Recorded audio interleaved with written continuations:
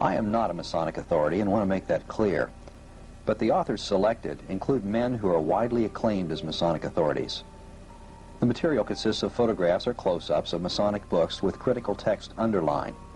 Whenever a new book is introduced, I will show the cover and or the title page and identify the author. From that point on, I will just show the pages of interest. The quotes are shown in context. I will attempt to let the Masonic authors inform us about the secret doctrine in their own words, and from time to time, I'll ask questions which will be answered by the writings of these highly respected Masons. I will summarize what they have said and try to draw conclusions from it.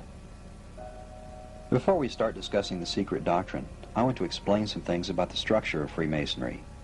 This photograph is from the October 8, 1956 issue of Life magazine. That particular issue had a multiple-page, full-color spread showcasing Freemasonry. The Lodge cooperated fully with the magazine. The article was a tremendous public relations piece for them. Each step in this structure represents a degree of Freemasonry. The first three steps at the base represent the Blue Lodge. The Blue Lodge consists of the degrees of Entered Apprentice, Fellowcraft, and Master Mason. Every Mason is a member of a Blue Lodge.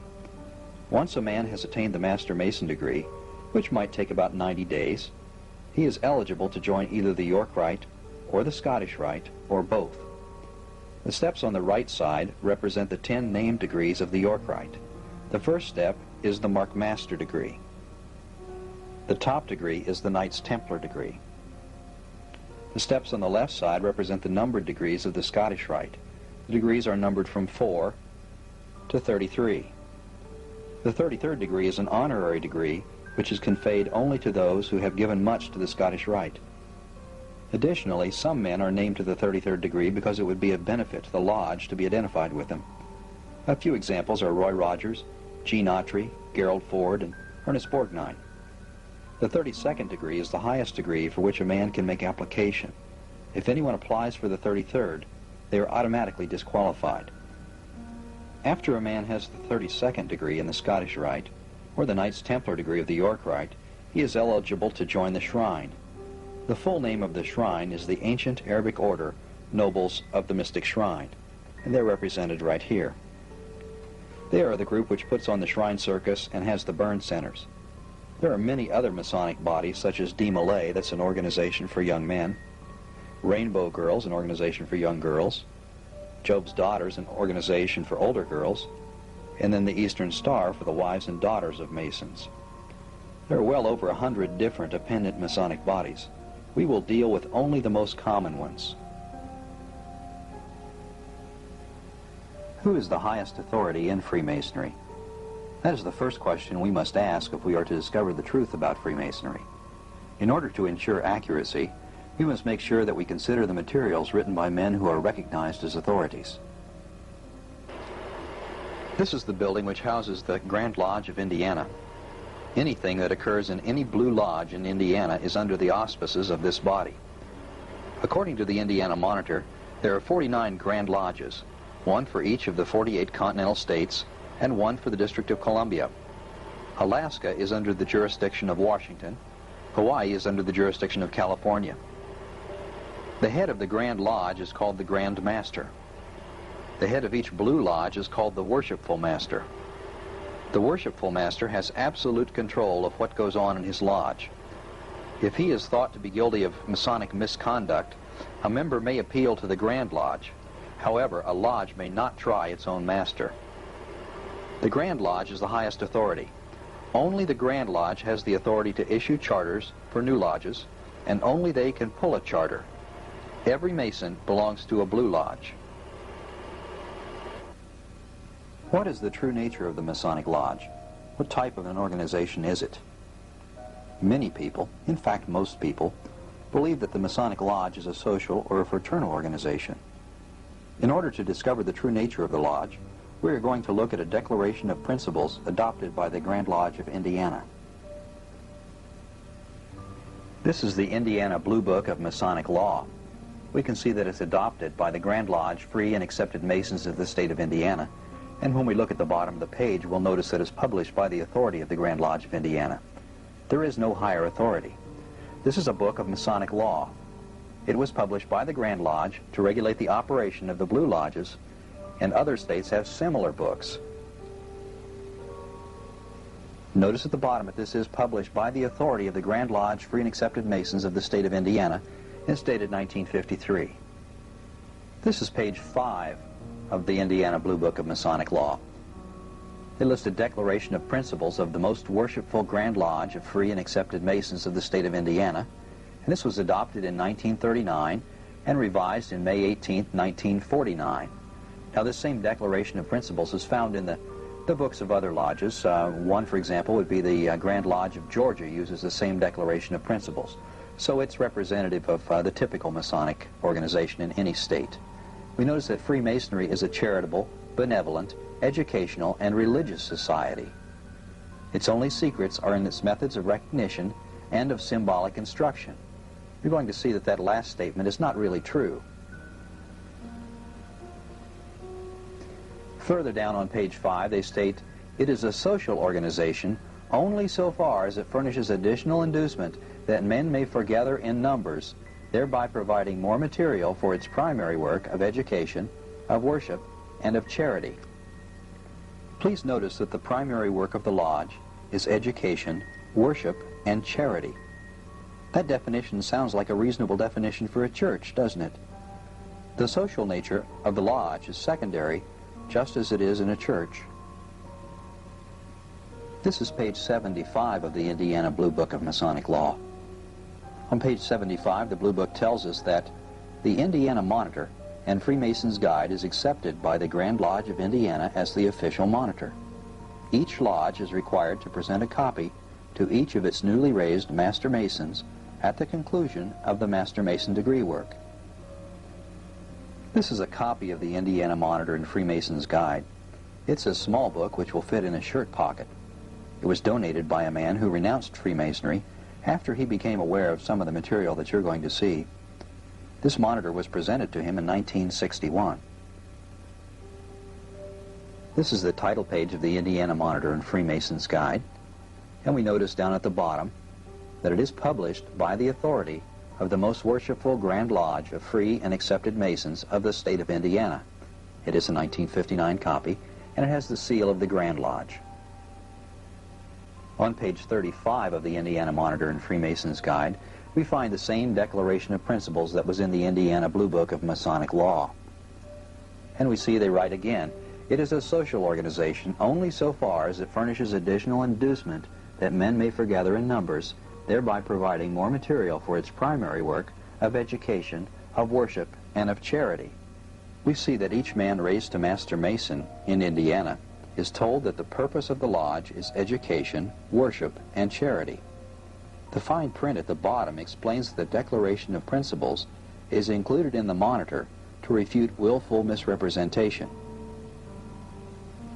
The second line that's underlined in red says, "It impresses upon its members the principles of personal righteousness and personal responsibility." At this point, we run into just a bit of a problem because the Bible states, "As it is written, there is none righteous, no, not one." The Lost Keys of Freemasonry is highly regarded by Masons and Masonic authorities. Later we will see an endorsement of it. Manly Palmer Hall just died in 1990, and he was a highly respected Masonic author and lecturer. Keep in mind that we're still trying to find out the true nature of the lodge. This is the title page for the Lost Keys of Freemasonry. It's by Manly Palmer Hall. We notice he's also the author of Masonic, Hermetic, Kabbalistic, and Rosicrucian Symbolical Philosophy. And we're going to see that book later. Notice down at the bottom that it is published by the McCoy Publishing and Masonic Supply Company. That's the leading Masonic publisher and supplier. This is page 19 of the Lost Keys of Freemasonry.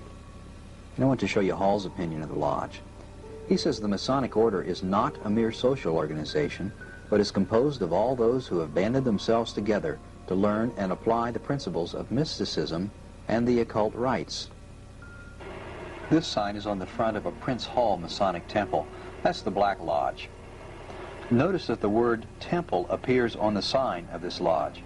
The sign doesn't say Masonic Clubhouse or Masonic Social Hall, but rather Masonic Temple. This is the entrance to the Grand Lodge of Indiana. Notice above the door the sign Masonic Temple. Even the Grand Lodge entrance acknowledges that the building is a temple. Well, we must conclude that the Masonic Lodge is not a social organization. We are forced to accept this because Masonic authorities have made it clear from their writings. What is the purpose of the Masonic Lodge? This is The Great Teachings of Masonry by Henry L. Haywood. Haywood is a noted Masonic historian from the Lodge of Iowa. He gives us a rather descriptive purpose statement. Haywood is a widely respected Masonic author. He is quoted in the footnotes of the Indiana Monitor and Freemason's Guide, in fact. This is the title page for The Great Teachings of Masonry by Haywood, and we note at the bottom that it also is published by the McCoy Publishing and Masonic Supply Company. This is chapter 33. It's in the chapter on the meaning of initiation and secrecy. And we're going to see what Haywood says about the purpose of the lodge. He says the fraternity itself exists in order to keep fixed on a man a certain set of influences and in order to bring about certain changes in the world, etc. Its secrecy is a means to that end and helps to make such a purpose possible. That really doesn't sound too bad, does it? Well, we'll come back to this quote later. After the secret doctrine is fully understood, the words of Haywood will take on an ominous meaning. At this point, however, we don't understand them. The problem is we don't have a Masonic paradigm. A paradigm is a model, pattern, or example which explains our understanding of something. We attempt to match new situations with one of our existing paradigms. We are often limited in our understanding when we assume that one of our existing paradigms matches with the reality of something new. As an example, suppose that you have never seen or heard of an airplane. You've ridden in cars and on trains, but for some reason you've not been exposed to the idea of manned flight. Now suppose someone were to get you into a small plane, say a Cessna 150. The pilot starts the engine and begins down the runway. The plane goes faster and faster towards the end of the runway. You may be impressed with the speed, and even alarmed if you see the end of the runway fast approaching, but you wouldn't expect that you're about to leave the ground. All you have to model your understanding on is your experience with cars and trains. You are limited by your paradigms. Once the plane leaves the ground, you develop a new paradigm very quickly. The same is true about the material we are looking at here. Don't assume that what you are reading was written by Christians. Masonic writers do not have an orthodox paradigm of Jesus, God, Satan, salvation, baptism, deity, etc. They intentionally clothe their writings in Christian terminology in order that Christians will be limited by their paradigms. In order to understand the nature of Freemasonry, we have to look at Masonic writings from the perspective of someone who does not believe that Jesus is the only Son of God. When reading the Masonic quotes, try to switch paradigms and see how the meanings change. What is the most important symbol of Freemasonry? And what is the meaning of that symbol? This is page 38 of the Indiana Masonic Monitor. It's also known as the Indiana Monitor and Freemason's Guide. We're going to look down at the bottom of the page. It says, the legend of the third degree. This is the most important and significant of the legendary symbols of Freemasonry. It has descended from age to age by oral tradition and has been preserved in every Masonic rite practiced in any country or language with no essential alteration. So we have a document from the Grand Lodge of Indiana that clearly states that the legend of the third degree is the most important symbol of Freemasonry. There's more information on the legend of the third degree and on page 144 of the Indiana Masonic Monitor. Let's look again at the bottom of the page. And they write, it was the single object of all the ancient rites and mysteries practiced in the very bosom of pagan darkness to teach the immortality of the soul. This is still the great design of the third degree of Masonry. The top of the next page. This is the scope and aim of its ritual. By its legend and all its ritual, it is implied that we have been redeemed from the death of sin and the sepulcher of pollution. Now this is a book that's given to each and every Master Mason that's raised to Master Mason in the state of Indiana. Please pay careful attention. They tell each Master Mason that by its legend and all its ritual, it is implied that we have been redeemed from the death of sin and the sepulcher of pollution. Anything which is said to save a man from the death of sin constitutes a plan of salvation. I want to show you where that verbiage came from. Much of what we've just seen was originally written by Dr. Albert Mackey, a man who is acknowledged worldwide as one of Masonry's most respected authors. Here's the title page for a manual of the Lodge, or monitorial instructions. This book was published in 1862. However, it is still in use today. The Grand Lodge of South Carolina has included the book in its entirety in their monitor, which is known as the Iman Reason. We're going to look at page 96 of Manual of the Lodge, but first of all I want to show you that it was indeed written by Dr. Albert G. Mackey, M.D. This is page 96 of Manual of the Lodge. The text we're interested in is in the center and at the bottom of the page. And we read, "It was the single object of all the ancient rites and mysteries practiced in the very bosom of pagan darkness, shining as a solitary beacon in all that surrounding gloom and cheering the philosopher in his weary pilgrimage of life to teach the immortality of the soul. This is still the great design of the third degree of Masonry. This is the scope and aim of its ritual. By its legend and all its ritual, it is implied that we have been redeemed from the death of sin and the sepulchre of pollution." Now down a little further on the page at the bottom, Mackey writes, "The important design of the degree is to symbolize the great doctrines of the resurrection of the body and the immortality of the soul. The Master Mason represents a man saved from the grave of iniquity and raised to the faith of salvation." Clearly what we're talking about here is a plan of salvation. Can the nature of Freemasonry be accurately understood without an understanding of the secret doctrine? Let's see what the Masonic authors say. Swinburne Clymer wrote The Mysticism of Masonry. Clymer is another of the medical doctors which are well-known Masonic authorities. This book was written sometime before 1924. This is page 48 of The Mysticism of Masonry. And Clymer writes in the center of the page, "The secret doctrine is the complete philosophy of Masonic symbolism." Clymer's statement is accurate. The true nature of the Masonic Lodge cannot be understood without having an understanding of the secret doctrine. Masonic author George Steinmetz wrote The Lost Word, Its Hidden Meaning. The book was published in 1953 by the McCoy Masonic Publishing and Supply Company, the leading Masonic publisher. And we can see that is the fact down at the bottom. George Steinmetz has written a series of books which end with the phrase, "Its Hidden Meaning." We see Freemasonry, the hidden meaning, the Royal Arch, the hidden meaning. In The Lost Word, Its Hidden Meaning, he says it was written with the primary purpose of delving into the secret doctrine in Freemasonry. On page 10, chapter 2 is titled, "The Secret Doctrine." We find the following. "The secret doctrine, being the real secret of Freemasonry, is not divulged even to the candidate. There is no machinery set up in the ritual for the purpose, and the secret doctrine itself is not even acknowledged to exist." We're looking at page 11, the next page, and a little further down, Steinmetz writes, "Officially, the ritual is all that there is, and no Grand Lodge will go beyond that fact and attempt to define the teachings of Masonry, nor will any Grand Lodge, to my knowledge, admit the existence of the secret doctrine, which is so openly discussed and written about by Masonic students and authorities on Masonic symbolism." Picking it up again on page 12 at the bottom, we read, "The secret doctrine in Freemasonry cannot be too strongly stressed. Firstly, because there are those in the order who in their lack of knowledge claim that it does not exist.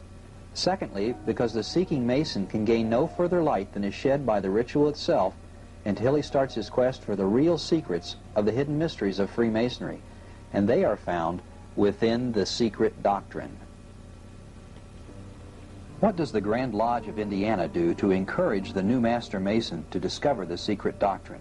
Remember that each man that's raised a Master Mason in the state of Indiana is given a copy of the Indiana Monitor and Freemason's Guide, which is also known as the Indiana Masonic Monitor. On page 124 we find the following text. "In the ceremonies of making a Mason, we do not attempt to do more than to indicate the pathway to Masonic knowledge. The brother must pursue the journey or complete the structure for himself by reading and reflection. Clearly, the Grand Lodge of Indiana tells new Masons that they are not being given all of the facts about Freemasonry, but must read and reflect to obtain a true understanding. Which books would a Mason read to learn about Freemasonry? Obviously, those written by Masonic authors. Do all Grand Lodges point the way to the secret doctrine in the same manner? Well, we're going to see that there are variations, slight variations from state to state, but in all cases they point the new Mason to Masonic books to learn more about Freemasonry. Here are several Masonic monitors. We don't have time to go through all of these, but this is the one for the Lodge of West Virginia. This is the Masonic Manual and Code. That's the Peach State, Georgia. This is the I'm and Reason. This is the one that has Manual of the Lodge reproduced in its entirety, and I'll show you that here real quick. You can see that that does have Manual of the Lodge there, and it reproduces the entire book in its monitor of South Carolina. Then we've got the monitor from North Carolina. It's much smaller. We've got the Kentucky monitor. That's from the Bluegrass State. We have the Michigan Monitor and Ceremonies, and then the Manual of Dayton Lodge number 147. There's slight variations in all of these monitors, and they have various names. I want to spend just a little bit of time with the Masonic textbook for the use of the Lodges of West Virginia.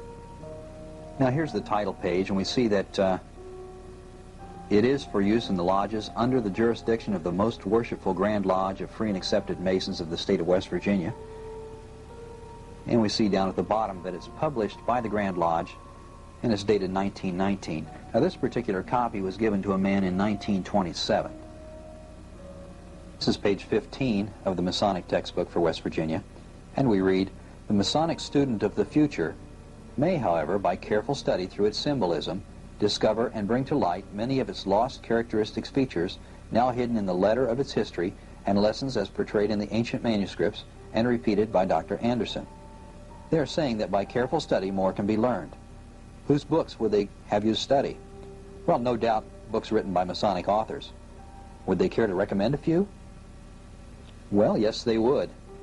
We read on page 25, "Brother Albert Pike, one of the most illustrious Masons in all the ages, and who was an acknowledged authority upon all Masonic questions."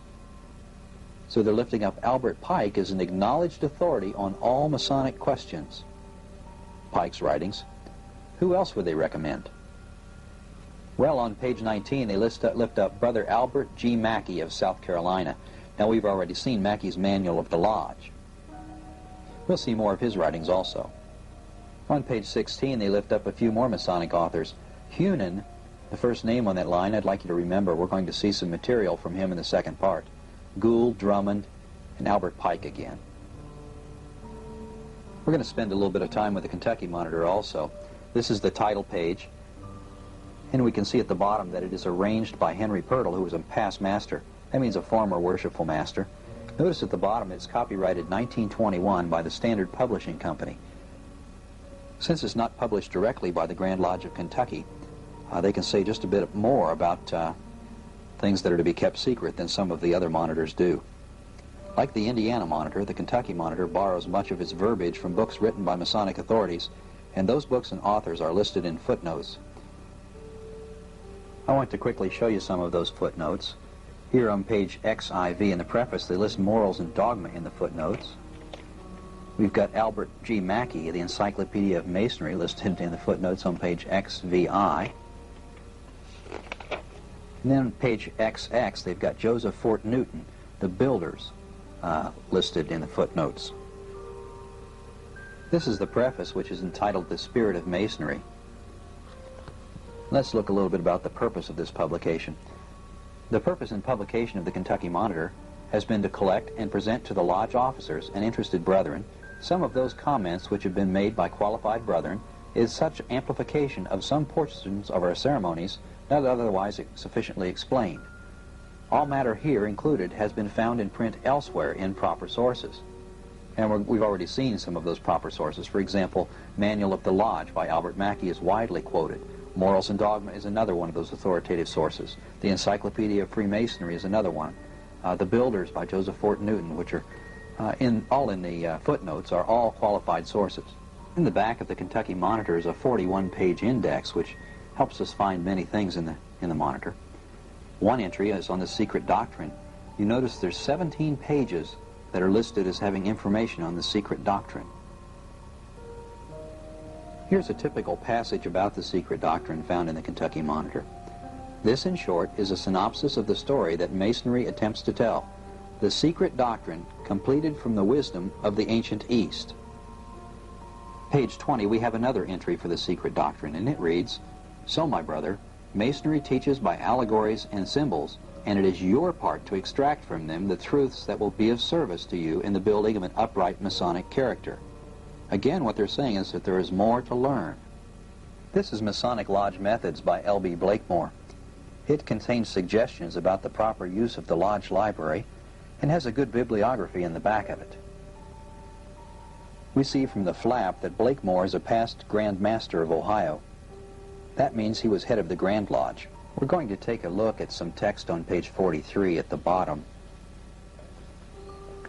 Blakemore writes, "It is suggested that when a candidate has been raised, and while he is still in the master's care, the lodge librarian, or the chaplain, or the master himself should address him somewhat as follows. I herewith present you with a Masonic book which I have borrowed for you from our lodge library, or other Masonic library. You will read it and return it, and secure another one, and so continue your search for more light in Masonry." This is impressive and figures in the candidate's mind as part of his initiation, and starts him out on a search for more Masonic light and information. The book presented should be an interesting one, carefully selected with a view to his ability to appreciate it. So we see that the Lodge Library and the Masonic books that are contained in them plays a very important part in educating the new Master Mason about the deeper meanings of Masonry. The secret doctrine is well documented in Masonic libraries. This library is at the House of the Temple in Washington, D.C. Even this room is not large enough to hold all of the Masonic books which have been written. The many rooms at the House of the Temple hold over 200,000 volumes. A typical lodge would not have a library which would compare with this room alone. Some small lodges do not have a library at all, but all Grand Lodges do. This is the catalog of the McCoy Publishing and Masonic Supply Company, the leading Masonic publisher. This page from McCoy's catalog shows that many Grand Lodges present a copy of the builders to each man who is raised a Master Mason. Raised is used in the sense of raised from the dead. We'll cover this later. We've already seen the builders in the footnotes of the Kentucky Monitor. This is a copy of the builders by Joseph Fort Newton. I want you to notice the book plate that's on the inside. It says, "Presented to William E. Barrowman on being raised to the sublime degree of Master Mason this 30th day of October, 1916. And it was presented by Lafayette Lodge number 265, Free and Accepted Masons in Milwaukee, Wisconsin, and it's signed by the Worshipful Master." So we have evidence here that, in fact, many lodges do present copies of the builders to Master Masons when they're raised to the degree of Master Mason. Masonic books are vital to educating Master Masons about the secret doctrine. However, they present a bit of a dilemma for the lodge when they fall into the wrong hands. This book was written by Albert Pike. He wrote the Rituals of the Scottish Rite, and this book was written for the Supreme Council of the 33rd degree and published by its authority. Now, down further on the page, we see that this is an esoteric book. They claim for Scottish Rite use only, and is to be returned upon withdrawal or death of the recipient. So this is the book that they want to get back so that it doesn't fall into the wrong hands. Now we know from the Kentucky Monitor, the footnotes, that Morals and Dogma is also used in the Blue Lodge.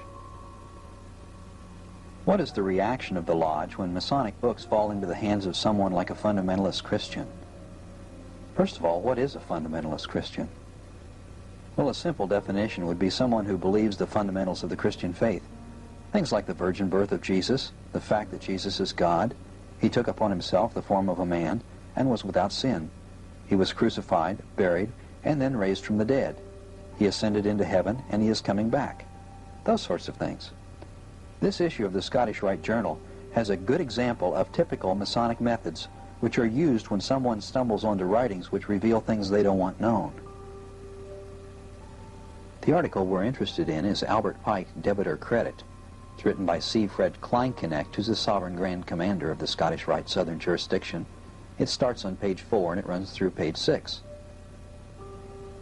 We read at the top of page 4, "I recently heard an outspoken Scottish Rite brother refer to Albert Pike as a debit to our order.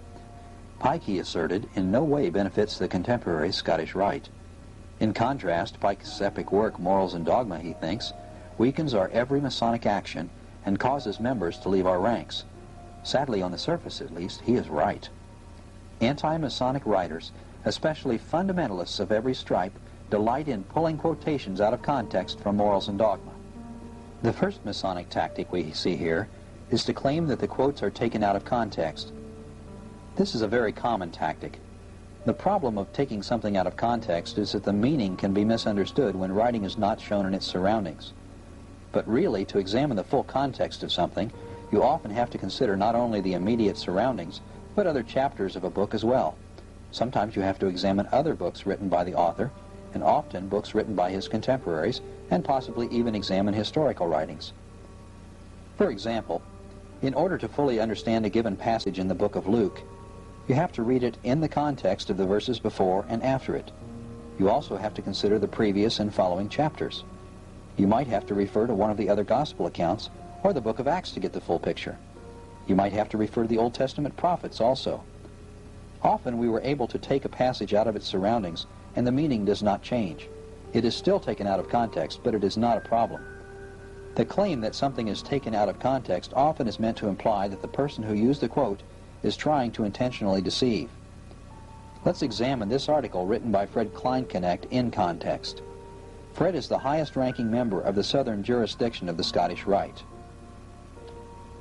On the bottom of page 4, we see his photograph, and I'm going to zoom in on that so you can get a little better look at his headdress. Can you see the emblem on his head covering? It has a series of vertical and horizontal lines on it. Now we will see a better picture of Fred later on. This is page 6 of the same article, Albert Pike, Debit or Credit, and here's a second tactic which is demonstrated. It must be understood that Morals and Dogma is an expression of Pike's personal opinions. The book does not represent official Scottish Rite philosophy. The tactic is simply to state that the book expresses the opinion of the writer only. We don't believe or hold to those things. That book is not authoritative, and that man is generally not accepted as an authority on Freemasonry. Now let's look at the context.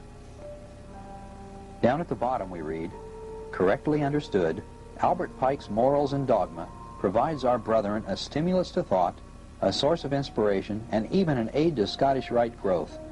Pike's great work is not the book of an hour, a decade, or a century. It is a book for all time. Abandon Morals and Dogma? Never. The book disclaimed is often the most useful after all." So we see that Fred is talking out of both sides of his mouth here. The Scottish Rite will never abandon Morals and Dogma. We saw on the title page that Morals and Dogma was published by the authority of the 33rd degree.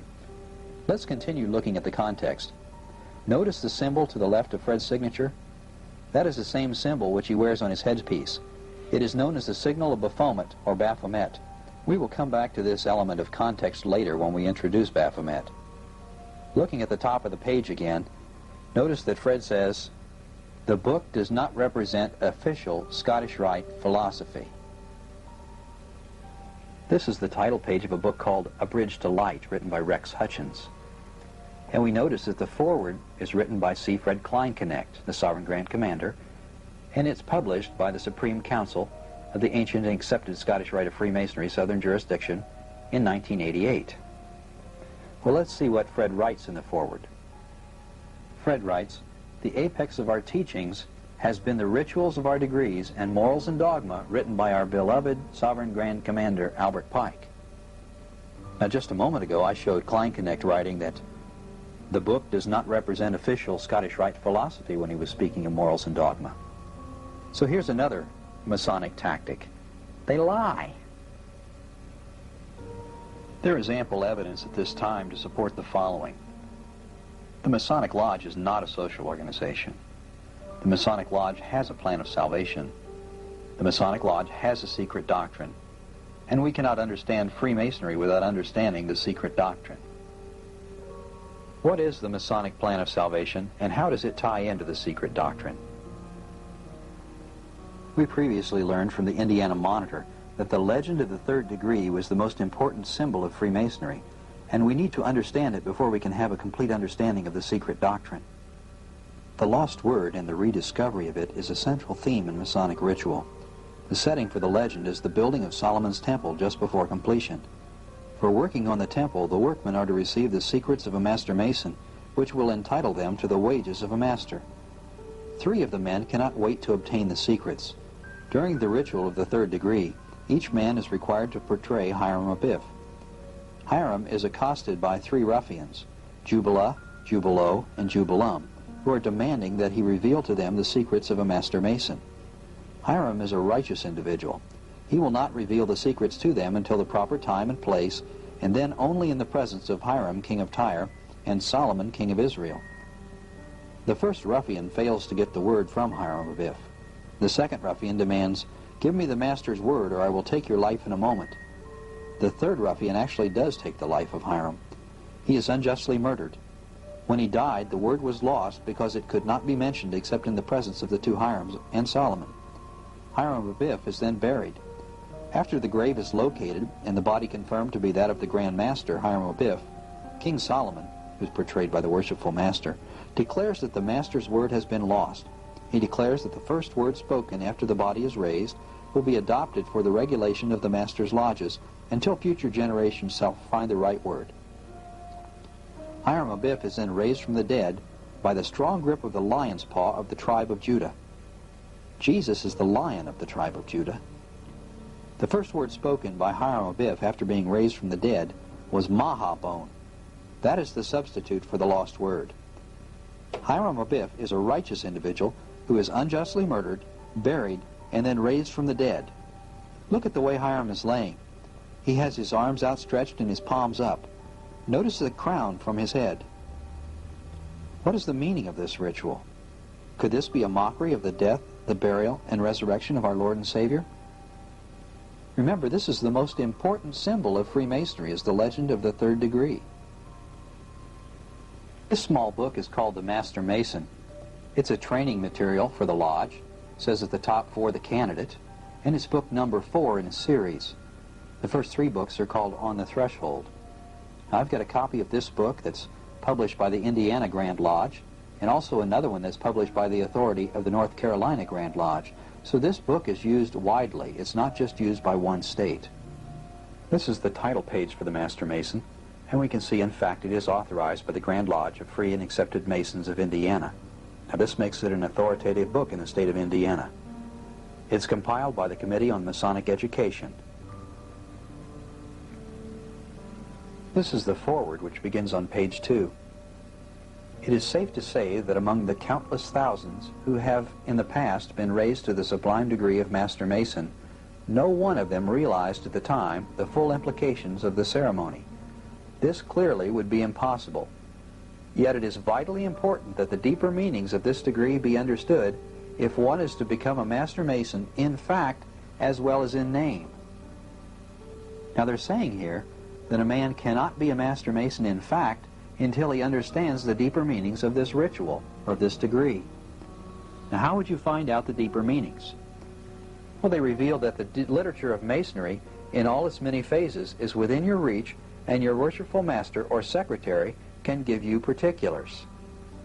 Picking it up again on page 3 in the center of the page, we read, "Master or secretary can give you particulars."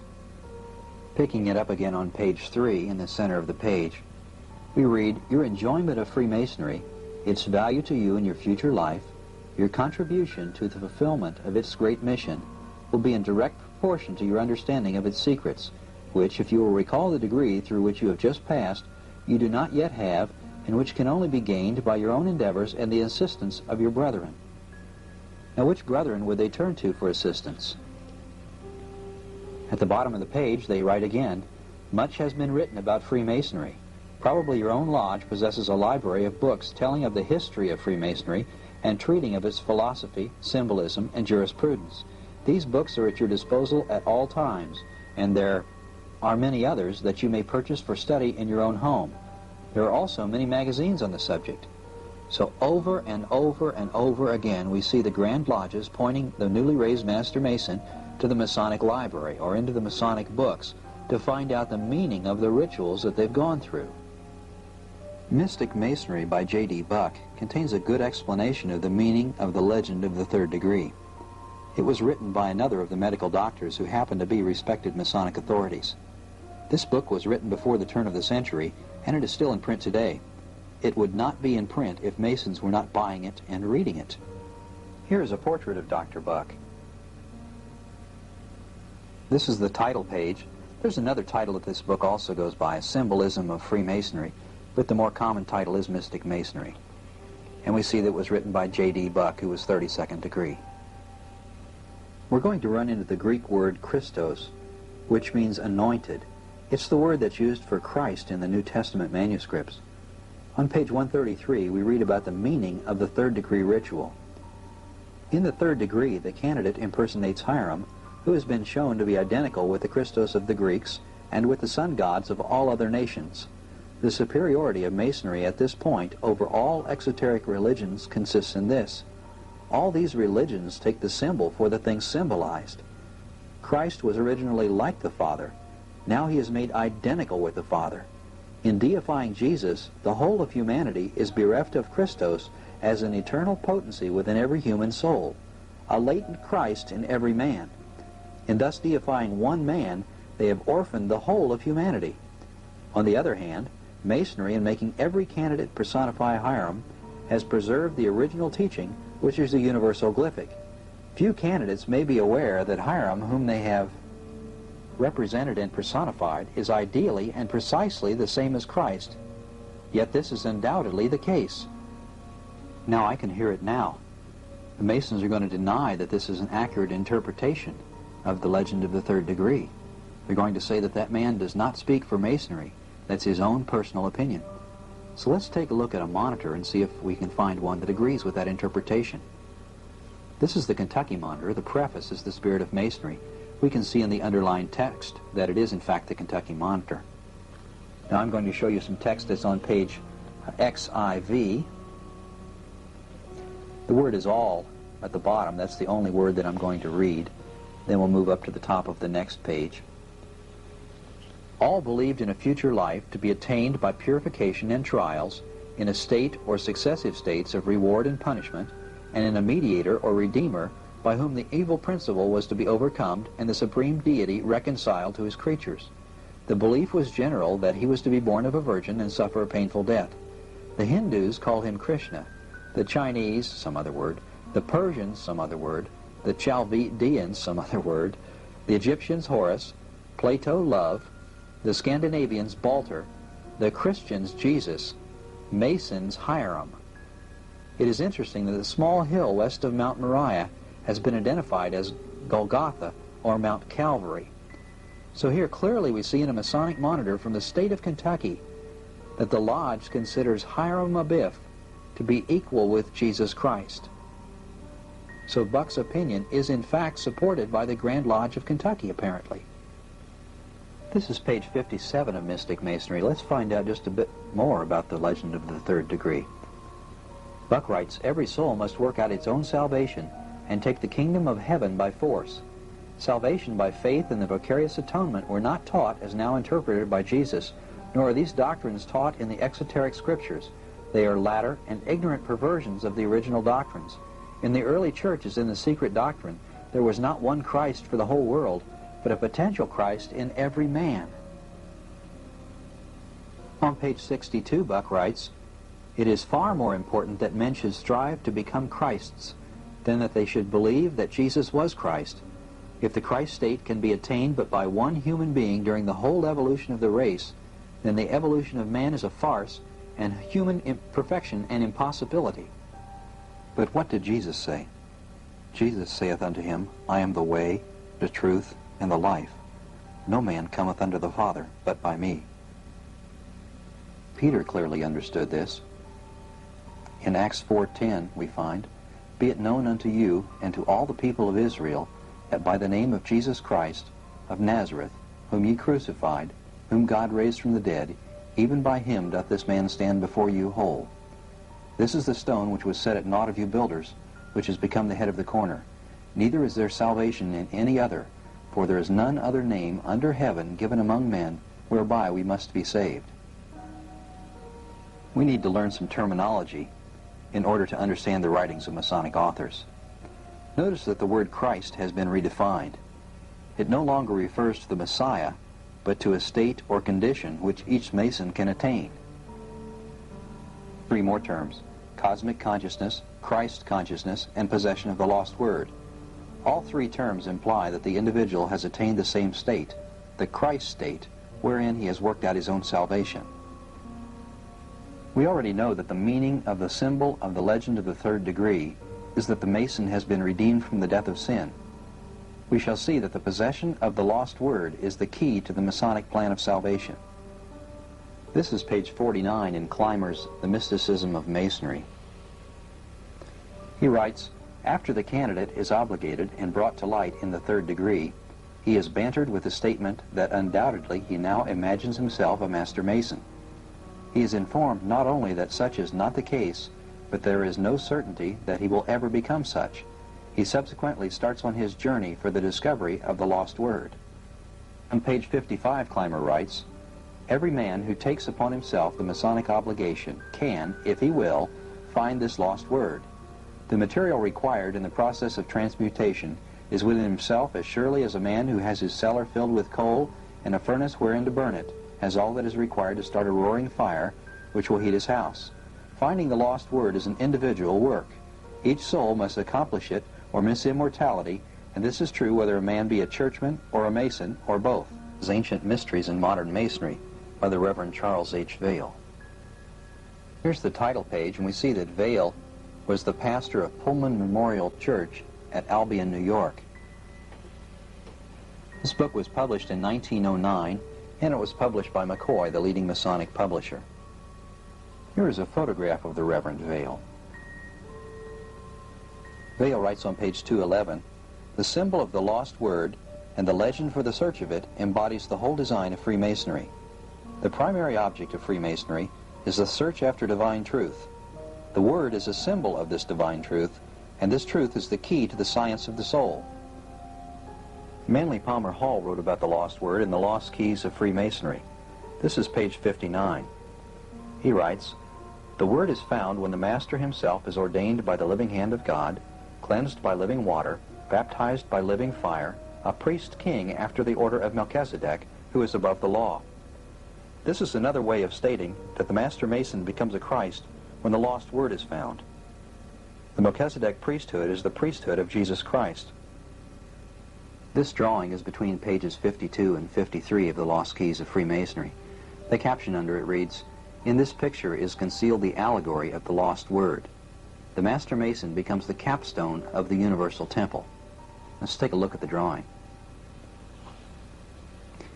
The Master Mason becomes the capstone of the universal temple in the manner that Christ is the head of the church. How is the lost word found? That is the secret behind the secret doctrine. We have some more terminology to learn. Initiation, evolution, divine science, science of soul development, and soul architecture all refer to the same salvation process through which a Mason reaches the Christ state. Initiation is the most commonly used word, but evolution is also used often. I will point out some of these words and phrases in the various texts when we run across them. Recall that possession of the lost word had the same meaning as having attained the Christ state. What is the significance of initiation? H.L. Haywood wrote about the significance of initiation in the chapter titled The Meaning of Initiation and Secrecy in the Great Teachings of Masonry. He writes on page 31, Masonic initiation is intended to be quite as profound and revolutionizing an experience. As a result of it, the candidate should become a new man. He should have a new range of thought, a new feeling about mankind, a new idea about God, a new confidence in immortality. His statement is quite accurate. After we have become fully aware of the secret doctrine, that statement will be understood to have a ponderous meaning. Again, we are being limited by our paradigms. We will come back to it. This is the bottom of page 85 of Mystic Masonry. Buck writes, becoming perfect in humanity man attains divinity. In other words, he becomes Christos. Remember that Christos is the Greek word for Christ. Now we'll go to the top of the next page. This is the meaning, aim, and consummation of human evolution. And this philosophy defines the one only process by which it may be attained. The perfect man is Christ, and Christ is God. This is the birthright and destiny of every human soul. Notice that evolution, a term which was previously defined, does indeed refer to the process by which a man is said to become a Christ. Masonry teaches that each man can become Christ and therefore God. Did you ever wonder where the Mormons got the idea that they could become gods? Well, Joseph Smith was a Mason. Now, some Masons would like to claim that this is just Buck's personal opinion, that it is not Masonic doctrine accurately, and that no leading Masonic authority would put forth such an idea. But let me show you something in the Kentucky Monitor. This is the preface to the Kentucky Monitor, The Spirit of Masonry, page XX. And we notice down close to the bottom, God becomes man that man may become God. So it is accurate Masonic teaching that man may become God. That's the monitor which is used in the state of Kentucky. It's given to each and every man that's raised to Master Mason there. This is page 86 of Mystic Masonry in the center. And Buck writes, all real initiation is an internal, not an external process. It is thus that man must work out his own salvation. The consummation of initiation is the perfect master, the Christos, for these are the same. They are the goal, the perfect consummation of human evolution. In this passage, we see that initiation is also used to define the process of becoming a Christ. This is the Masonic initiation. The discipline of initiation is discussed in detail in the Masonic initiation, which was written by W.L. Wilmshurst. This is page 17. And Wilmshurst writes, it may be a surprise to some members of our craft to be told that our ceremonial rites, as at present performed, do not constitute or confer real initiation at all, in the original sense of admitting a man to the solemn mysteries of the human soul and to practical experience in divine science. We profess to confer initiation, but few Masons know what real initiation involves. Very few, one fears, would have the wish, the courage, or the willingness to make the necessary sacrifices to attain it if they did. The meaning of the last sentence in the above quote is profound. We will come back to it also. This is page 19 of the meaning of initiation. Wilmshurst continues, for real initiation means an expansion of consciousness from the human to the divine level. This is Ancient Mysteries in Modern Masonry, page 141. The chapter is titled The Meaning of True Initiation. Vail writes, thus studying the inner teachings of the mysteries, we see that Christ is not a unique personage, but the first fruits, the promise of man made perfect. The initiate has ever been thus regarded, for to attain the Christ state is salvation. Further down we read, every man is a potential Christ, and the purpose of evolution is to raise every human being to the sublime degree of a Master Christ. How would a Mason go about becoming a Christ? What is the technique of initiation? The Masonic initiation by W.L. Wilmshurst contains a clue. This is page 45. For those upon the path to real initiation, meditation is essential. We run into the term soul architecture in the writings of Wilmshurst. He uses it to embody initiation repeated over time. Initiation always occurs when the physical body is in a state of trance or sleep, and when the temporarily liberated consciousness has been transferred to a higher level. Further down on the page he writes, yet in the actual experience of soul architecture, initiation succeeds initiation upon increasingly higher levels of the ladder as the individual becomes correspondingly ripe for them, able to bear their strain and assimilate their revelations. This is page 54 of the Masonic initiation. Initiation has no other end than this, conscious union between the individual soul and the universal divine spirit. So we can summarize the initiation process at this point. Initiation is a process in which a Mason goes into trance by passive meditation and attains conscious union. That is, he establishes communications with the Masonic God. By attaining conscious union, he becomes a Christ. The process of initiation reoccurs over months and years and after each conscious union with the Masonic God, he has new understandings about himself and about the God. The process is evolutionary. The Mason evolves into a God himself. One Mason I talked to told me that Masonic initiation wasn't taught in this country. Of course, there is no way that a Mason would admit to this unless he was going to repent. Is Masonic initiation known in the United States? Well, all of the authors we have consulted on the subject are Americans, except for Wilmshurst. He was English. Let's take a look at an official publication of the Scottish Rite. Recently, they changed the name to the Scottish Rite Journal because of all the exposure the New Age was receiving. This is the title page for the October 1981 issue of the New Age. And if we look down further at the bottom of the page, we'll see that it is an official publication of the Supreme Council, 33rd degree, ancient and accepted Scottish Rite of Freemasonry of the Southern Jurisdiction. So clearly this is an official publication. And on page 30 there's an article on initiation. This is the beginning of the article, which begins on page 30. Initiation, one step towards infinity.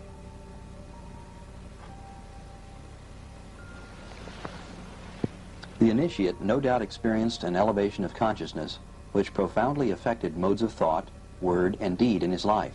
It was more likely akin to the born-again experience of evangelical Christianity, but of a more universal cosmic nature. Notice that they talk about an elevation of consciousness, a born-again experience, but of a cosmic nature. If we were not familiar with some of the terminology of the secret doctrine, we wouldn't have any idea what they are talking about. But to those who are aware, the meaning is clear. Many Masonic writings have things going on different levels, and only those that are aware of the doctrines understand. This is the altar in the House of the Temple in Washington. Notice that initiation is carved in the floor. It's also carved in the walls near the ceiling. Some of the snakes which adorn the House of the Temple can be seen at the top of the photograph.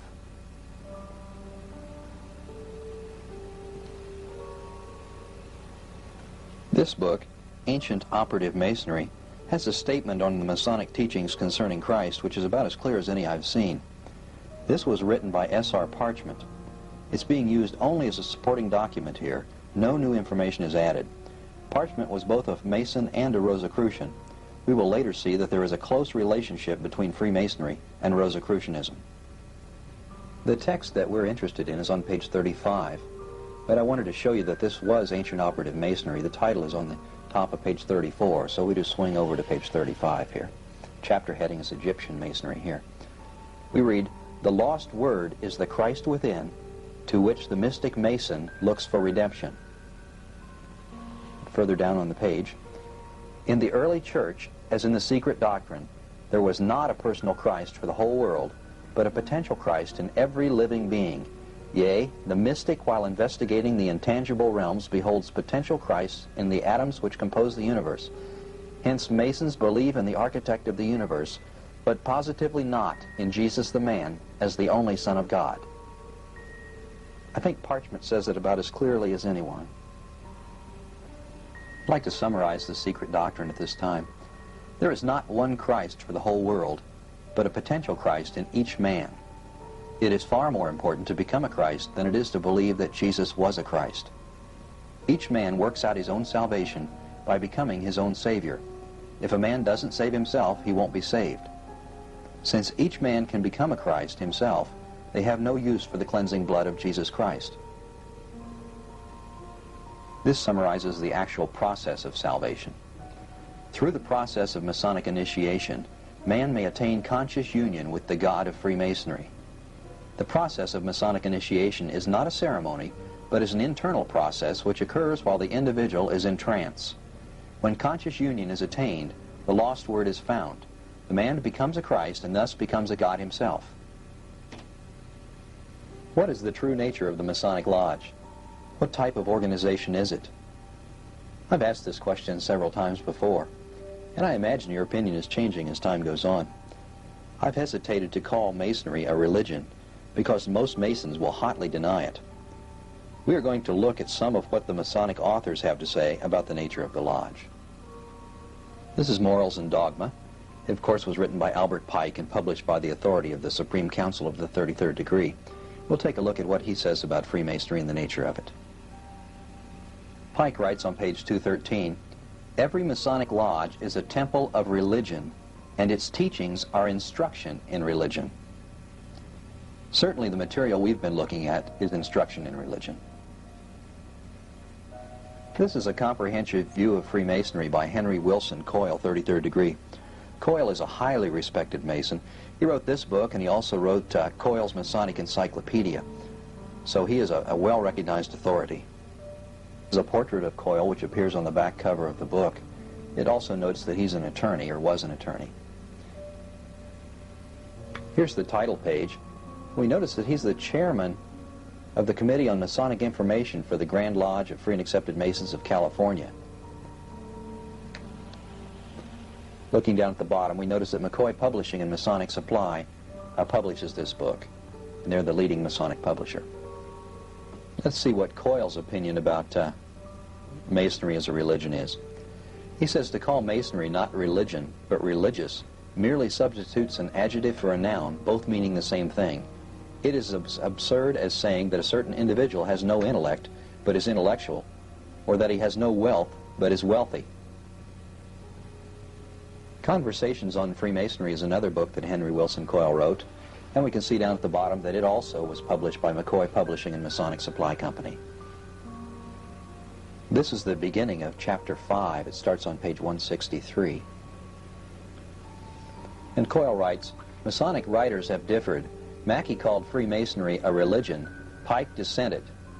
Pike argued that one could not hold two religions at the same time, and hence a Christian, a Jew, or a Mohammedan who retained his religion could not accept Masonry also as a religion.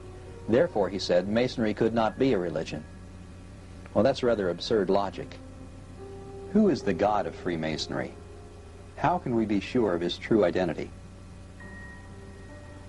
Let's take a look at the Kentucky Monitor. This is page 116. They have some text on the all-seeing eye, which is the eye of Osiris. In most of the ancient languages of Asia, eye and sun are expressed by the same word, and the ancient Egyptians hieroglyphically represented their principal deity, the sun god Osiris, by the figure of an open eye. In like manner, Masons have emblematically represented the omniscience of the great architect of the universe. This is Mackey's Revised Encyclopedia. It's one of the most popular Masonic encyclopedias ever written. Mackey is one of the most widely respected Masonic authorities. There are various editions of this encyclopedia, and the page numbers are different in the various versions, so if you look up some of the material, go by the alphabetical listing of the topics rather than the page number. Here's the title page, Encyclopedia of Freemasonry, and it is in fact written by Albert G. Mackey. Here's a portrait of Mackey, so you can get an idea what he looked like. This is the article on Bell, which appears on page 130 of this particular edition of Mackey's Encyclopedia of Freemasonry. Bell, spelled B-E-L, is usually pronounced Bell, but both Strong in his Hebrew dictionary and Fariabin in his prefer to say Baal. The word is probably the contracted form of some other Hebrew word, commonly pronounced Baal and spelled B-A-A-L, and he was worshipped by the Babylonians as their chief deity. At the top of the next column, we read that Baal signifies Lord or Master. Alone, the word applies to the sun god. With Jah and On, it has been introduced into the Royal Arch system as a representative of the Tetragrammaton. In the Royal Arch degree, that's part of the York Rite, the secret name of God is supposedly revealed. It is Jebulon. Jah stands for Jehovah, Bull stands for Baal, and On is a corruption of Osiris. The God of the Masonic Lodge is identified with Baal and Osiris. Yahweh, the God of the Bible, would not be pleased to be associated with them. We see that Masonry apparently worships several gods. Osiris and Baal are among them. There is one God which they refuse to worship, and that is Jesus. I'm going to show you some text on page 65 of The Lost Keys of Freemasonry by Manly Palmer Hall. Hall writes, "The true Mason is not creed-bound. He realizes with the divine illumination of his lodge that as a Mason his religion must be universal. Christ, Buddha, or Mohammed, the name means little, for he recognizes only the light and not the bearer. He worships at every shrine, bows before every altar, whether in temple, mosque, or cathedral, realizing with his truer understanding the oneness of all spiritual truth. So we see that the true Mason is an idolater. He worships any god at any altar. We can be certain that the God which Masons have conscious union with is not God the Father because of what Jesus said. Jesus saith unto him, I am the way, the truth, and the life. No man cometh unto the Father but by me. Paul wrote this to the Corinthians, But to us there is but one God, the Father, in whom are all things, and we in him, and one Lord Jesus Christ, by whom are all things, and we by him. Now it is clear that Masons do not attain conscious union with their God through Jesus because they deny that he is the one true Christ. From the writings of John, we can be certain that the God of the Bible is not the Masonic God. This is one of the scriptural definitions for Antichrist.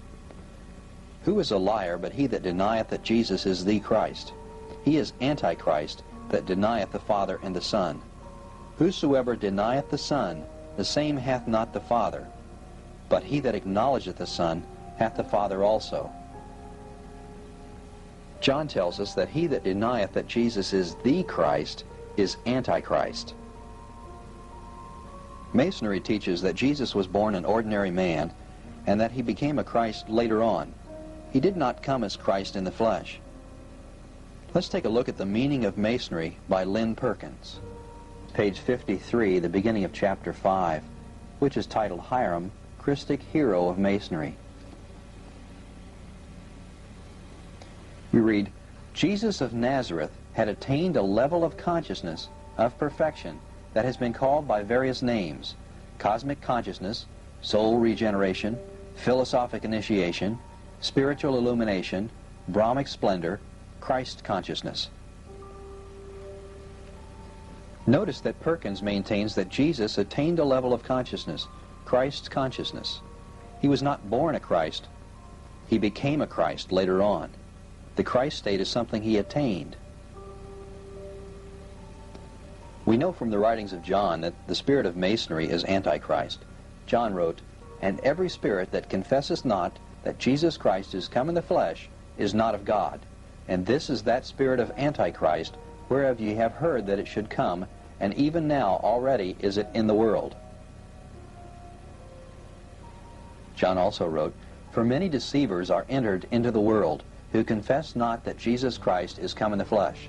This is a deceiver and an Antichrist. So according to the biblical definition of Antichrist, the spirit of Masonry is Antichrist. Is there anything in Masonic writings which would lead us to believe that Satan or Lucifer is the god of Freemasonry? We will fully answer that question in Part 2 with an in-depth look at Masonic writings regarding that issue. Or is the god of Masonry? We're going to look at what Masonic writers say about the god of Freemasonry. This book is Ancient Mysteries in Modern Masonry by the Reverend Charles H. Vail. We saw this book in Part 1, and we're going to take a look at some of the other things that are in it. This is page 26, and we're going to look at text that's further down on the page.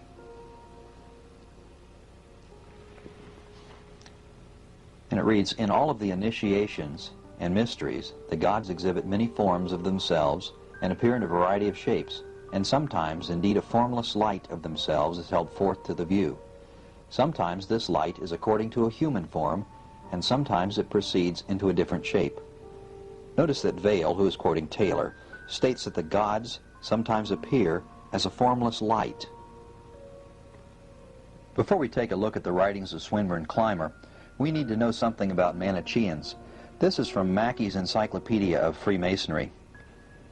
Manichaeans, also termed Gnostics, it's a sect taking its rise in the middle of the 3rd century whose belief was in two eternal principles of good and evil.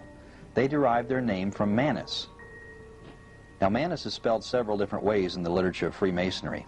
I want you to notice that they believed in two eternal principles of good and evil. These forces were said to be constantly opposed to one another. Their god or gods had two natures. One nature was good, the other nature was evil. We're going to take a look at the writings of Swinburne Clymer. This is the Mysticism of Masonry. And we can see that it's written by R. Swinburne Clymer, M.D. Manisis, spelled M-A-N-I-S-I-S, was the leader of a sect of Gnostics who were known as Manicheans according to Albert Pike. This is on page 565.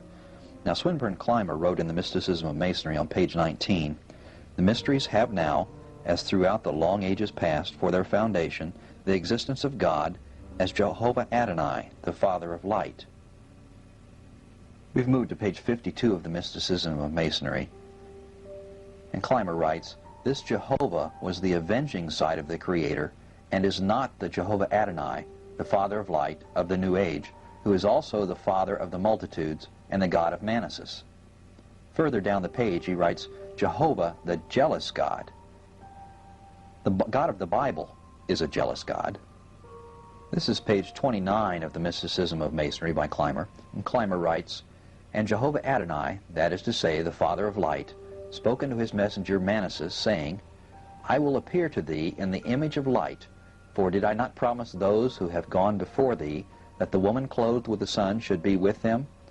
And I now establish a covenant with thee, and bind my laws to a fulfillment of this covenant, that all of my children who will obey the laws shall be blessed and cheered when in misfortune or sorrow, for I shall appear to them in the fire as an angel of light." It is clear from the writings of Vail and Clymer that the God of Masonry appears as a formless light or as an angel of light. This is not a direct admission that Lucifer is the God of the Lodge. However, let's see how Paul would interpret these Masonic writings. Paul warned us that Satan could appear as an angel of light. And he wrote to the Corinthians, "And no marvel, for Satan himself is transformed into an angel of light. Therefore it is no great thing if his ministers also be transformed as the ministers of righteousness, whose end shall be according to their works." This booklet is called The House of the Temple of the Supreme Council. It's a booklet that shows a lot about the building where the 33rd degree right is conferred in Washington, D.C. And I want to show you a little bit about Albert Pike in it. This is what's known as the Albert Pike Room. And I'm going to read the text that's at the right on the next page in the booklet. It says, "Lawyer, linguist, teacher, scholar, frontiersman, editor, journalist, nationally known poet, internationally known philosopher, a mind of almost unimaginable intellectual scope, a man of unlimited compassion, illustrious brother Albert Pike, Grand Commander of the Mother Jurisdiction from 1859 to 1891, is remembered and honored in this room. Brother Pike used his vast talents to research and write the rituals, making them eloquent, symbolic representations of our right's history and philosophy. A number of his handwritten manuscripts and the quill pen he fashioned himself are on display in the Pike Room. Also on display is a miniature model of a monument honoring Grand Commander Pike. The original life-size monument is located on Indiana Avenue Northwest in Washington, D.C., between the Municipal Center and the Department of Labor building. Albert Pike remains today an inspiration for Masons everywhere. His great book, Morals and Dogma, endures as the most complete exposition of Scottish Rite philosophy. He will always be remembered and revered as the master builder of the Scottish Rite. Now, Morals and Dogma has been previously mentioned. It was written by Albert Pike and published by the Supreme Council of the 33rd Degree. Remember that Pike's book, Morals and Dogma, is considered to be the apex of the teachings of the Scottish Rite, according to Fred Kleinknecht, the present Sovereign Grand Commander. Now we notice further down the page that this is an esoteric book. It means hidden knowledge. And it's a book that the Masons would like to make sure doesn't get into the wrong hands. Here is a portrait of Albert Pike. He died in 1891 and was buried in Arlington National Cemetery. Later, following an act of Congress, his body was moved to a tomb in the House of the Temple, where the 33rd degree is conferred. Now Pike writes on page 741 that Masonry is a search after light. Just about every Mason knows that. Pike reveals the source of Masonic light on page 321. Lucifer, the light bearer, strange and mysterious name to give to the spirit of darkness. Lucifer, the son of the morning, is it he who bears the light, and with its splendors intolerable blinds feeble, sensual, or selfish souls? Doubt it not, for traditions are full of divine revelations and inspirations. Pike clearly reveals that Lucifer bears the light of Freemasonry. I want to remind you that this book is the apex of the teachings of the Scottish Rite. Here is the November 1990 issue of the Scottish Rite Journal. This is the house organ of the Supreme Council of the Southern Jurisdiction. This is the title page of the November 1990 issue. And we'll look down at the bottom and we notice on page 22 that there's an article about Manly Palmer Hall. This is the article that begins on page 22, and it turns out that it's the obituary for Manly Palmer Hall. And it reads, "Illustrious Manly Palmer Hall, often called Masonry's greatest philosopher, and he departed his earthly labors peacefully in his sleep on August 7th, 1990. Further down the page we read, he is best known for writing The Lost Keys of Freemasonry in 1923, and of course his monumental encyclopedic outline of Masonic history, philosophy, and related subjects. Now we notice that he received the Scottish Rite's highest honor, the Grand Cross, in 1985 because of his exceptional contributions to Freemasonry, the Scottish Rite, and the public good. Like Grand Commander Albert Pike before him, illustrious Hall did not teach a new doctrine, but was an ambassador of an ageless tradition of wisdom that enriches us to this day. The world is a far better place because of Manly Palmer Hall, and we are better persons for having known him and his work." This is a glowing tribute to Hall. They've lifted up 4 of his 50 books. We're going to look at 2 of the 4. With an obituary like that, anything Manly Palmer Hall wrote in those books is endorsed by the Scottish Rite. We will recognize that what Hall wrote agrees with other Masonic writers such as Pike, and indeed it is an ageless wisdom. This is the catalog cut in McCoy's catalog, McCoy Publishing and Masonic Supply Company. They are the leading Masonic publisher. Take a look at how they advertise The Lost Keys of Freemasonry. It's a book for the Mason and non-Mason, revealing the profounder aspects of an ancient fraternity which has always wrought for the benefit of mankind. This book is one to be read over and over again. This is the title page for The Lost Keys of Freemasonry, and if we look down at the bottom, we see that, in fact, it is published by McCoy Publishing and Masonic Supply Company. Now, on page 48, we find some of the ageless wisdom of Freemasonry. When the Mason learns that the key to the warrior on the block is the proper application of the dynamo of living power, he has learned the mystery of his craft. The seething energies of Lucifer are in his hands, and before he may step onward and upward, he must prove his ability to properly apply energy. This is from page 42 of the Masonic textbook of West Virginia. I want you to notice the star in the center of the carpet. How many points are up, or pointing up? 2. On the facing page, page 43, we find that the blazing star is an emblem of deity. So this star with 2 points up represents the Masonic God. This is the entrance to the Grand Lodge of Indiana. Notice the star on the left.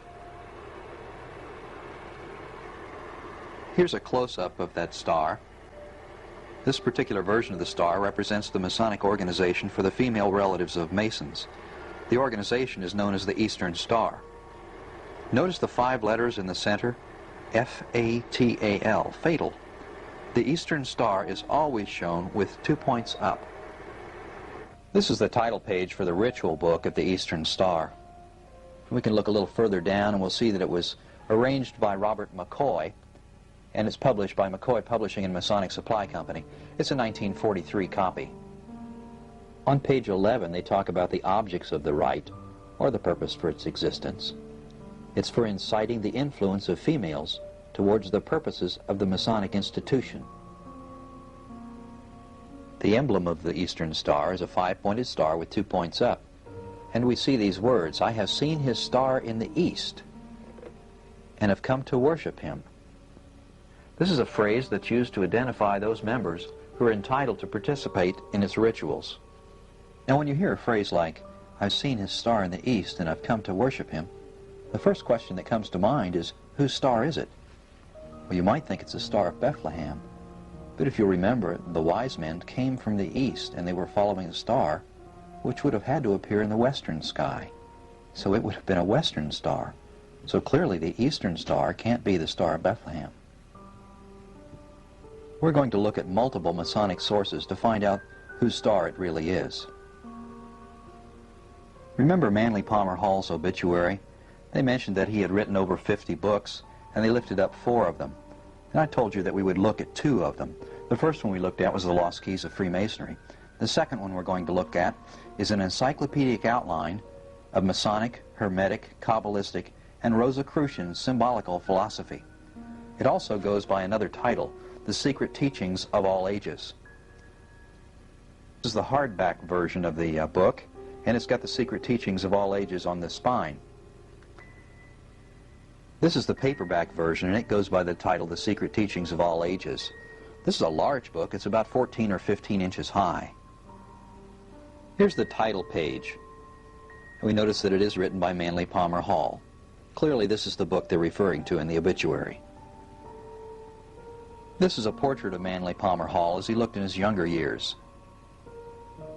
This is page CIV of Hall's book. This is the full page. We're going to look in the lower right-hand corner with a close-up. Manly Palmer Hall, Masonry's greatest philosopher, reveals the secret behind the 5-pointed star. When used in black magic, the pentagram is called the sign of the cloven hoof, or the footprint of the devil. The star with 2 points upward is also called the goat of Mendez, because the inverted star is the same shape as the goat's head. When the upper star turns and the upper point falls to the bottom, it signifies the fall of the morning star. Here is a drawing of the goat of Mendez, who is also known as Baphomet. This is found on page CI of Hall's book. This is the back cover of a book written by Aleister Crowley. Notice the symbol to the left of the word Baphomet.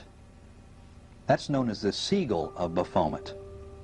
This is the signature of C. Fred Kleinknecht, which is found in the November 1990 issue of the Scottish Rite Journal. You notice that he affixes the Siegel of Baphomet to the left of his name. This is a portrait of Fred Kleinknecht, which is in A Bridge to Light. You notice that he also has the Siegel of Baphomet on his hat piece. Recently, in Masonic publications, they've been trying to deny that the Siegel of Baphomet was really the Siegel of Baphomet. What they claim it is the Cross of Salem. But this is a copy of, a Xerox copy of a book that's published by Llewellyn Publications. They're a leading publisher of occult material. And we can see that they refer to this symbol as the Siegel of Baphomet. It's well known in occult literature that this is, in fact, the Siegel of Baphomet. This book is a history of Freemasonry and concordant orders. It was written just before the turn of the century. Here's the title page. We notice again its history of the ancient and honorable fraternity of free and accepted Masons and concordant orders. And we notice it's written by a board of editors, and a man named William James Hunan is listed second there as a European editor. He's the man that I mentioned you should remember in the West Virginia Monitor. And at the bottom we can see that it's dated 1891. This book also contains information about the secret of the Eastern Star. This is page 101. And we read, when the pentagram elevates 2 of its points, it represents Satan, or the goat of the mysteries. And when it elevates 1 of its points only, it represents the Savior, goodness, virtue. Another entry in the same book states it slightly differently. This is on page 49. This star represents God, all that is pure, virtuous, and good, when represented with 1 point upward.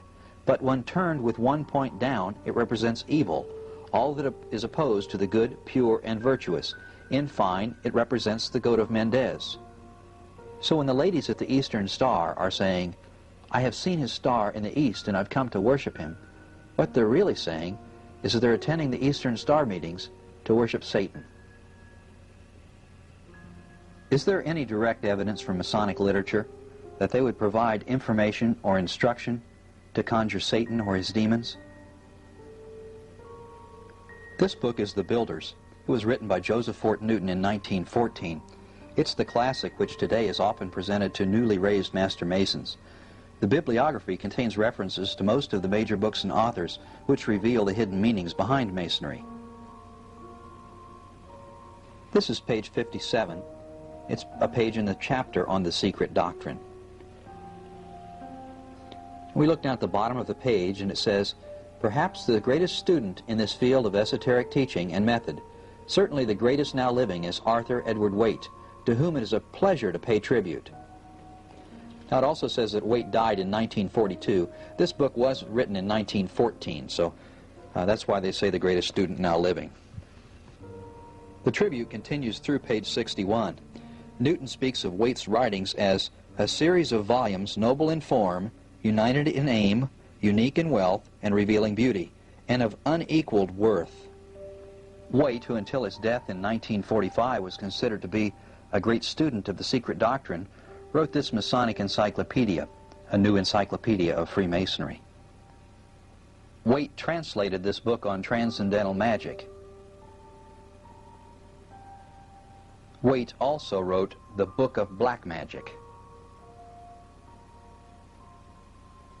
On the title page, under his name, we find that he wrote a book entitled Devil Worship in France. On page 244 through 248 of the Book of Black Magic, we find detailed instructions on how to conjure Lucifer.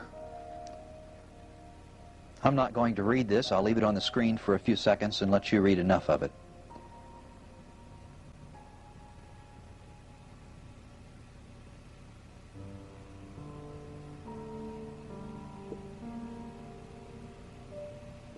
This book was published by the authority of the Supreme Council of the 33rd degree. It has a bibliography listing selected references in the back. It's known as a Bridge to Light. Here's the title page. And we can see down at the bottom that it was, in fact, written but with the authorization of the Supreme Council. And it's a fairly recent book, 1988. The foreword was by Fred Kleinknecht. We've already seen that. Here's the selected references, which are found on page 329 of A Bridge to Light. And we notice down at the bottom that they recommend Manly Palmer Hall's 1928 Secret Teachings of All Ages, an encyclopedic outline of Masonic, Hermetic, Kabbalistic, and Rosicrucian symbolical philosophy. Now, we've already seen this book, but it has some additional information about conjuring demons that I want to show you. This is a close-up of the top half of the title page of the Secret Teachings of All Ages. I just wanted to show you or point out the Rosicrucian word there. And I want you to notice the Rosicrucian connection. Masonic, Hermetic, Kabbalistic, and Rosicrucian symbological philosophy is the other title. This is the full page of the chapter heading on ceremonial magic and sorcery in Hall's book. I'm going to do a close-up of the left-hand top of the page. Hall writes, ceremonial magic is the ancient art of invoking and controlling spirits by a scientific application of certain formula. Down below he writes, while the elaborate ceremonial magic of antiquity was not necessarily evil, well, believe me, what Hall is talking about here is conjuring demons, and it is extremely evil. On the right we have page CIII. We're going to zoom in on the center of the left column and then the top portion of the right column. The section heading here is modus operandi for the invocation of spirits. This is a rather nice way to say the methods to be used to conjure demons. This is the top right portion of the page. I'm not going to read this. I'll let you read it.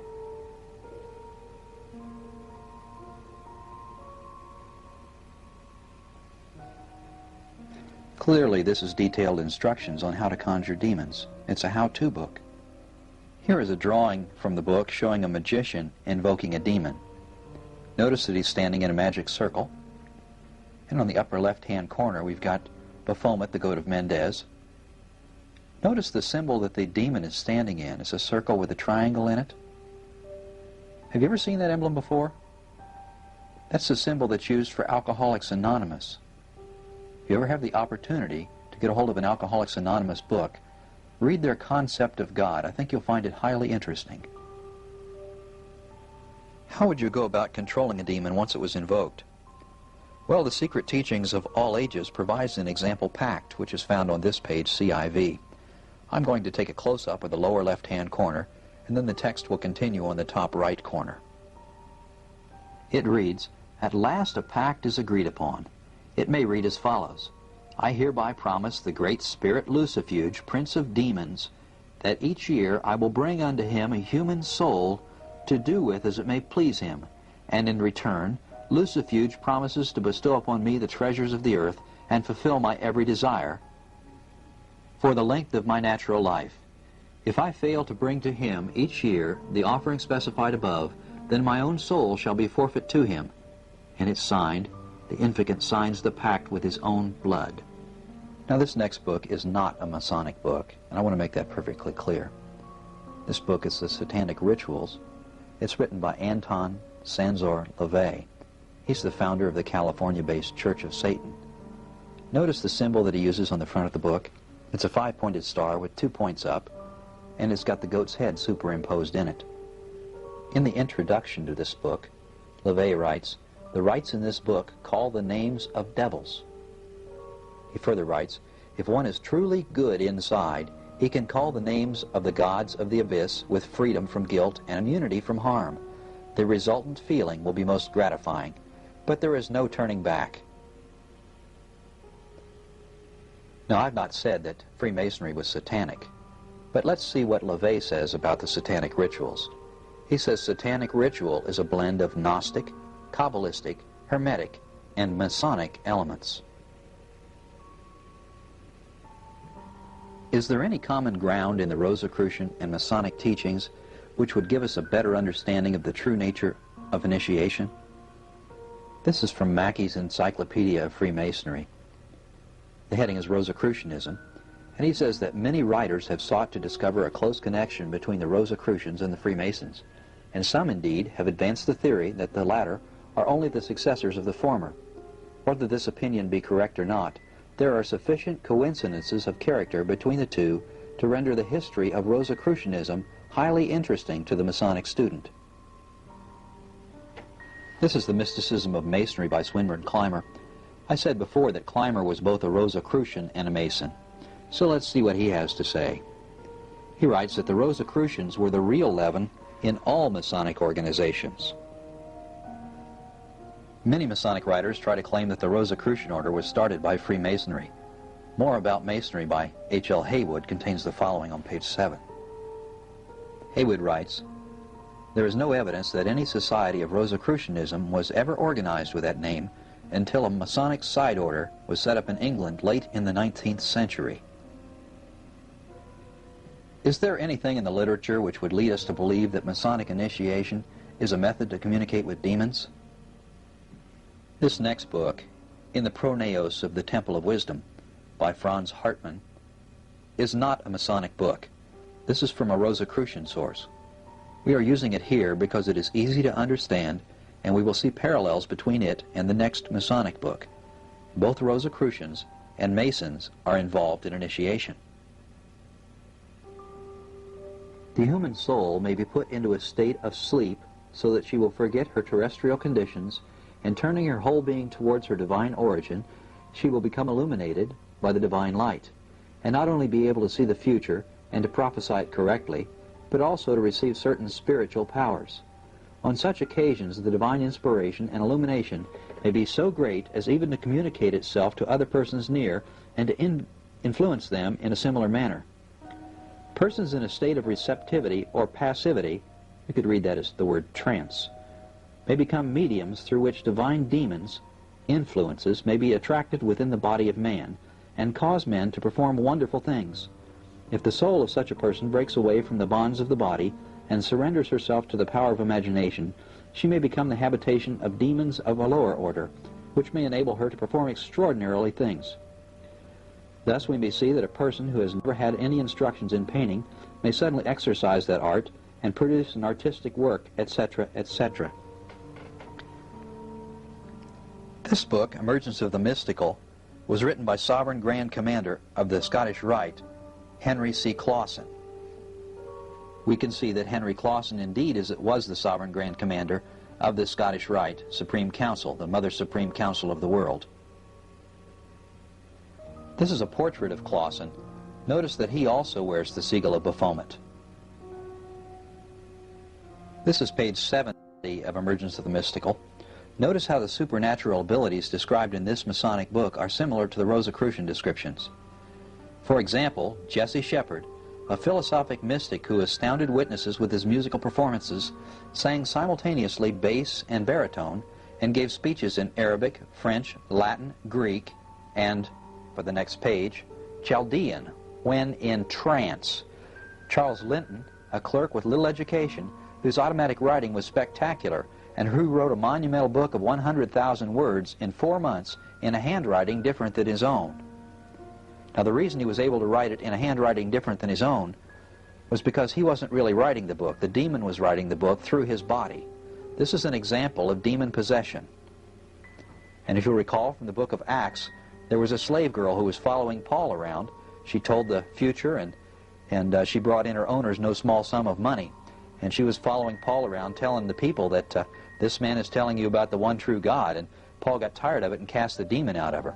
So clearly we have scriptural evidence that shows us that it is possible for a demon to provide spiritual gifts also. This is the Lost Keys of Freemasonry again, page 18. And we read, "In Freemasonry is concealed the mystery of creation, the answer to the problem of existence, and the path a student must tread in order to join those who are really the living powers behind the thrones of modern national and international affairs." On page 57, Hall writes, "The Master Mason, if he be truly a master, is in communication with the unseen powers that move the destinies of life." Well, what does the Bible say? Who is the unseen power which controls the world? We read from 1 John, "We know that we are children of God, and that the whole world is under the control of the evil one." Does the Bible support the conclusion that a method such as Masonic initiation would enable a Mason to communicate with demons?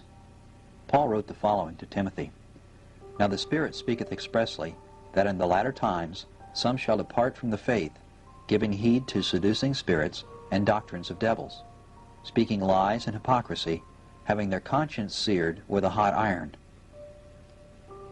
Now it is obvious that for anyone to give heed to seducing spirits and their doctrines, that the doctrines must be communicated from the seducing spirit to man. The Masonic doctrine that a Mason can become a Christ is not of God. It is clearly of Satan, the Antichrist. Additional details of the secret doctrine are communicated to Masons by demons while they are in trance. This is page 87 of the Masonic Initiation. The passage we saw before from this book can be understood to agree with the realities as predicted in Scripture. Reading from the bottom of the page, "Yet in the actual experience of soul architecture, initiation succeeds initiation, upon increasingly higher levels of the ladder, as the individual becomes correspondingly ripe for them, able to bear their strain and assimilate their revelations." Let's compare the writings of Wilmshurst with Scripture. "Yet in the actual experience of soul architecture, initiation succeeds initiation upon increasingly higher levels of the ladder, as the individual becomes correspondingly ripe for them, able to bear their strain." Paul wrote to Timothy, "Speaking lies and hypocrisy, having their conscience seared with a hot iron." The process of Masonic initiation is one in which the conscience of the individual is seared as with a hot iron. As his spirit is progressively deadened, he is able to bear more and more of the revelations. What is the expected result of Masonic initiation? This is from Ancient Mysteries in Modern Masonry, page 33. We read that initiation, as we shall see in a subsequent lecture, was regeneration, a real spiritual new becoming or rebirth. The candidate himself became the thing symbolized, Hermes, Buddha, Christ, etc. This state was the result of real initiation, an evolution of the human into the divine. The initiate is reborn and has a new becoming.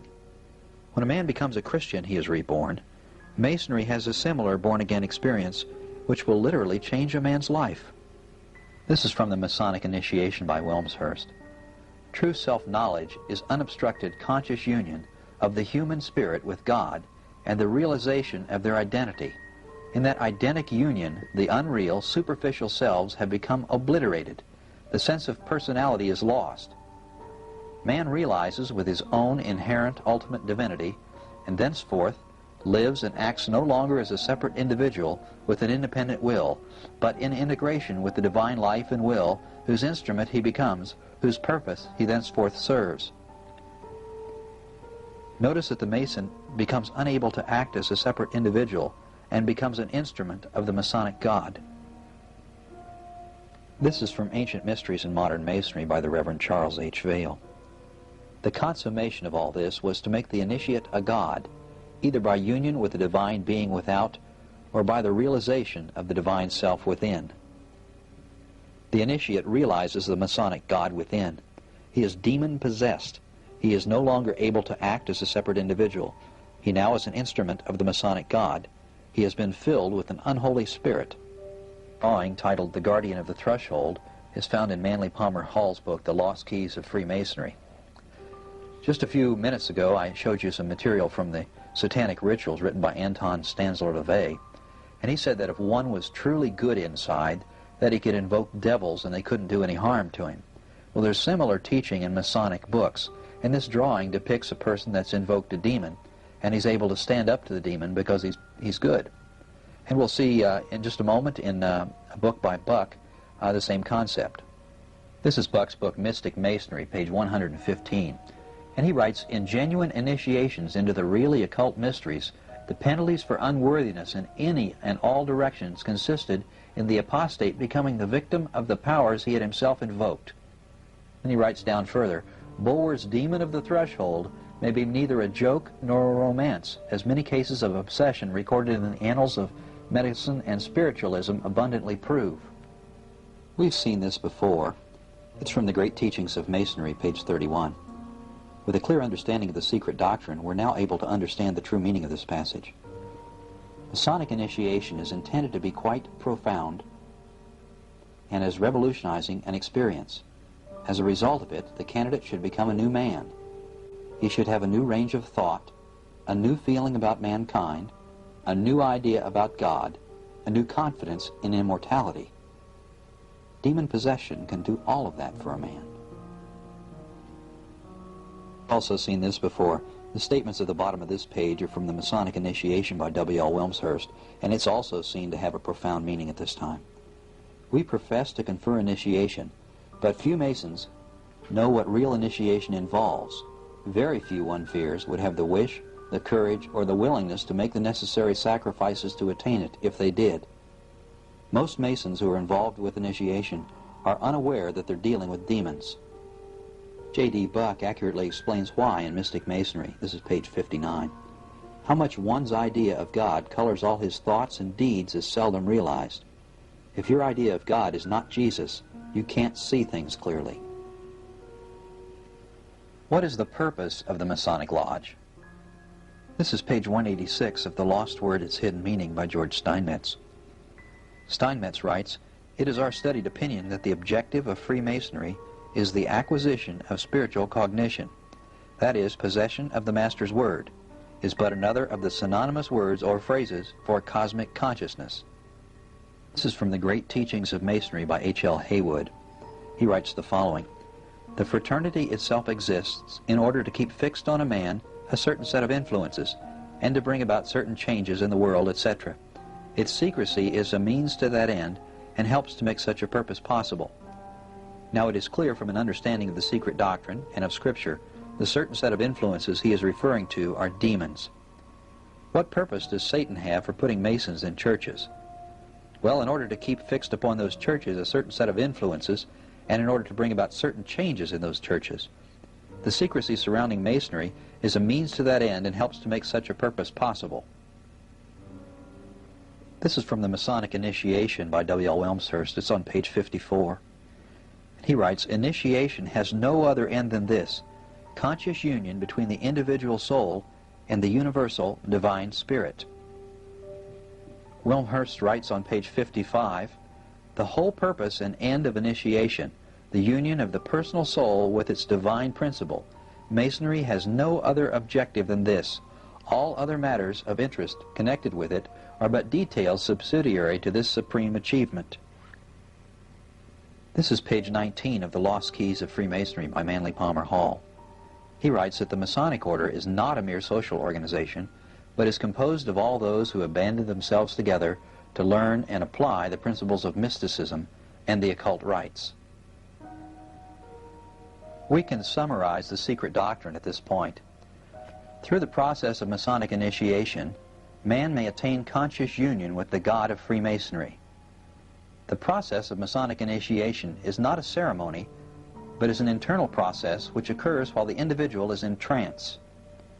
When conscious union is attained, the lost word is found. The man becomes a Christ, and thus becomes a God himself. There is not one Christ for the whole world, but a potential Christ in each man. It is far more important to become a Christ than it is to believe that Jesus was a Christ. Each man works out his own salvation by becoming his own Savior. If a man doesn't save himself, he won't be saved. Since each man can become a Christ himself, they have no use for the cleansing blood of Jesus Christ. Is the knowledge of the secret doctrine confined to only those men who have completed the higher degrees? No, that's a popular misconception. The secret doctrine is not confined to the higher degrees of Masonry only. Nothing in the higher degrees reveals the secret doctrine explicitly. The secret doctrine is discovered by reading and reflection. Every Master Mason has access to the Lodge library. In reality, only about 40% of Masons are in any of the higher degrees, so it's highly likely that more Master Masons know about the secret doctrine than men who are in the higher degrees. Are there Masons who are following Jesus in the Masonic Lodge? From a careful examination of the secret doctrine, we find no evidence that anyone in a position of authority or leadership in the Masonic Lodge is attempting to follow Jesus, and in fact they are attempting to lead those under them away from Jesus and into bondage. Now, it is true that many Masons have not read a single Masonic book. Is there anything in Masonic ritual which would allow a man to confirm that Freemasonry is incompatible with the teachings of Jesus? These two books are books that are commonly used by Masons.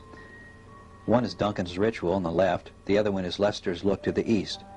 They both contain the first 3 degrees of Masonry, the rituals. These are sold by Masonic suppliers, and in fact I had these given to me by men who've renounced the Lodge. Now sometimes a Mason will tell you that the ritual of the Lodge has never been written down, and what's in those books doesn't really represent the ritual, and they're not accurate. Well, there are slight variations from state to state. For example, one state might say knowingly and willingly violate, where another would say knowingly violate. So there's a difference. And if this particular monitor was to list the ritual from the first state, then the guy from the second state could say, no, it doesn't accurately represent the ritual. So in a way, he's telling you the truth, but he's doing it with the purpose of trying to deceive you. Now, these books are essentially accurate, and most Masons will admit it privately, but they won't publicly. This is an oath that's taken in the entered apprentice, or first degree, and is taken the first night that the man's in the Lodge. It reads, "All this I most solemnly and sincerely promise and swear, binding myself under no less penalty than that of having my throat cut across from ear to ear, my tongue torn out by its roots, and buried in the sands of the sea at low water mark, where the tide ebbs and flows twice in 24 hours, should I in the least knowingly or wittingly violate or transgress this my entered apprentice obligation." Now the worshipful master leads the man through this a few words at a time, and he doesn't see what it is he's swearing to before he swears to it. This is the second degree obligation, or oath. "I most solemnly and sincerely promise and swear, binding myself under no less penalty than that of having my left breast torn open, my heart plucked from thence, and given to the beasts of the field and the birds of the air as a prey, should I, in the least, knowingly or wittingly violate or transgress this my fellowcraft obligation. So help me God." This is the third degree, or Master Mason ritual. "All this I most solemnly, sincerely promise and swear, binding myself under no less penalty than that of having my body severed in two, my bowels taken from thence, and burnt to ashes, the ashes scattered before the four winds of heaven, that no more remembrance might be had of so vile and wicked a wretch as I would be, should I ever knowingly violate this my Master Mason's obligation. So help me God." Now, we've seen the oaths that all Master Masons and entered apprentices and fellowcrafts have to take. Every time they go through a ritual, they have to take another oath. What did Jesus say concerning oaths? In Matthew, we find the following, "Again, ye have heard that it hath been said by them of old time, Thou shalt not forswear thyself, but shalt perform unto the Lord thine oaths. But I say unto you, swear not at all, neither by heaven, for it is God's throne, nor by the earth, for it is his footstool, neither by Jerusalem, for it is the city of the great King. Neither shalt thou swear by thy head, because thou canst not make one hair white or black. But let your communication be yea, yea, nay, nay, For whatsoever is more than these cometh of evil. Some translations, NIV for one, says comes from the evil one. James also had something to say about oaths. James wrote, But above all things, my brethren, swear not, neither by heaven, neither by the earth, neither by any other oath, but let your yea be yea, and your nay nay, lest ye fall into condemnation. The Master Mason oath also contains the following: Further, that I will always aid and assist all poor, distressed, worthy Master Masons, their widows and orphans, knowing them to be such, as far as their necessities may require, and my ability permit, without material injury to myself and family. Further, that I will keep a worthy brother Master Mason's secrets inviolable when communicated to me and received as such, murder and treason excepted. Now this could prevent a Mason from testifying truthfully concerning another Mason in a court of law. Masonic judges are obligated to do whatever they can to help a Masonic defendant out of difficulty if they know him to be a Mason. Mason's oath continues, Further, that I will not give the grand hailing sign of distress, except in the case of the most eminent danger, in a just and lawful lodge, or for the benefit of instruction, and if ever I should see it given, or hear the words accompanying it by a worthy brother in distress, I will fly to his relief, if there is a greater probability of saving his life than losing my own. Any Christian who joined the Masonic Lodge would become yoked with unbelievers. Is this a serious matter? Paul wrote to the Corinthians, Be ye not unequally yoked together with unbelievers. For what fellowship hath righteousness with unrighteousness? And what communion hath light with darkness? And what concord hath Christ with Belial? Or what part hath he that believeth with an infidel? And what agreement hath the temple of God with idols? For ye are the temple of the living God. As God hath said, I will dwell in them and walk in them, and I will be their God, and they shall be my people. Wherefore come out from them, and be ye separate, saith the Lord, and touch not the unclean thing, and I will receive you, and will be a father to you, and ye shall be my sons and daughters, saith the Lord Almighty. Having therefore these promises, dearly beloved, let us cleanse ourselves from all filthiness of the flesh and spirit, perfecting holiness in the fear of God. In verses 17 and 18 of the passage we find a covenant. God promises that he will be a father to us and will be his sons and daughters if we remain separate and touch not the unclean thing. Can any Mason truly claim that he has remained separate? Can he claim to be a child of God based on this covenant? Truly say any Mason is a godly man? Consider the words of John, Whoever transgresseth and abideth not in the doctrine of Christ hath not God. He that abideth in the doctrine of Christ, he hath both the Father and the Son. If there come any unto you, and bring not this doctrine, receive him not into your house, neither bid him Godspeed. For he that biddeth him Godspeed is partaker of his evil deeds. Can a man remain under the authority of the worshipful master of the lodge and have Jesus as the Lord and master of his life? Well, what did Jesus say? He said, No man can serve two masters, for either he will hate the one and love the other, or else he will hold to the one and despise the other. Clearly we can see from just the two issues of taking oaths and yoking with unbelievers that no one in the Masonic Lodge is following Jesus. Will the Christian Mason have salvation? This is the Masonic Monitor for the state of Nebraska. We can see on the title page that this is published by the order of the Grand Lodge, and if we look down at the bottom we notice it's a 1923 copy. Now each Mason is presented with a lambskin apron, and we read on page 18 of this Masonic Monitor, My brother, I now present you with a lambskin or white leather apron. It is an emblem of innocence and the badge of a Mason. When you stand before the great white throne, may it be your portion to hear from him who sitteth as a judge supreme the welcome words, Well done, good and faithful servant. Enter thou into the joy of thy Lord. That same passage is found in the monitors of Florida, Indiana, Kentucky, Ohio, and many others. The Lodge tells the men that they're going to stand before the great white throne.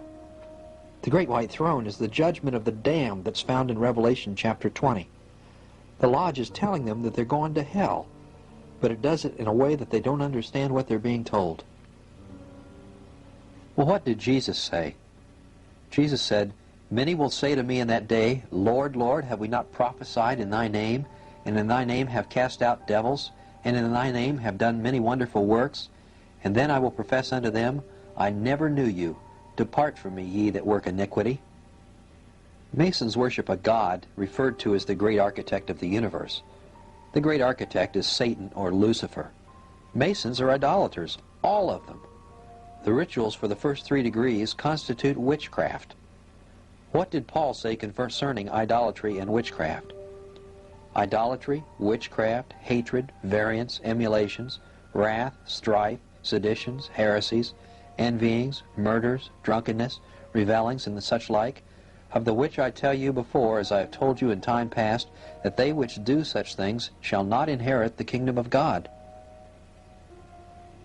Most of the men who enter the lodge are deceived. Is being deceived an excuse acceptable to God? Consider the words of Paul.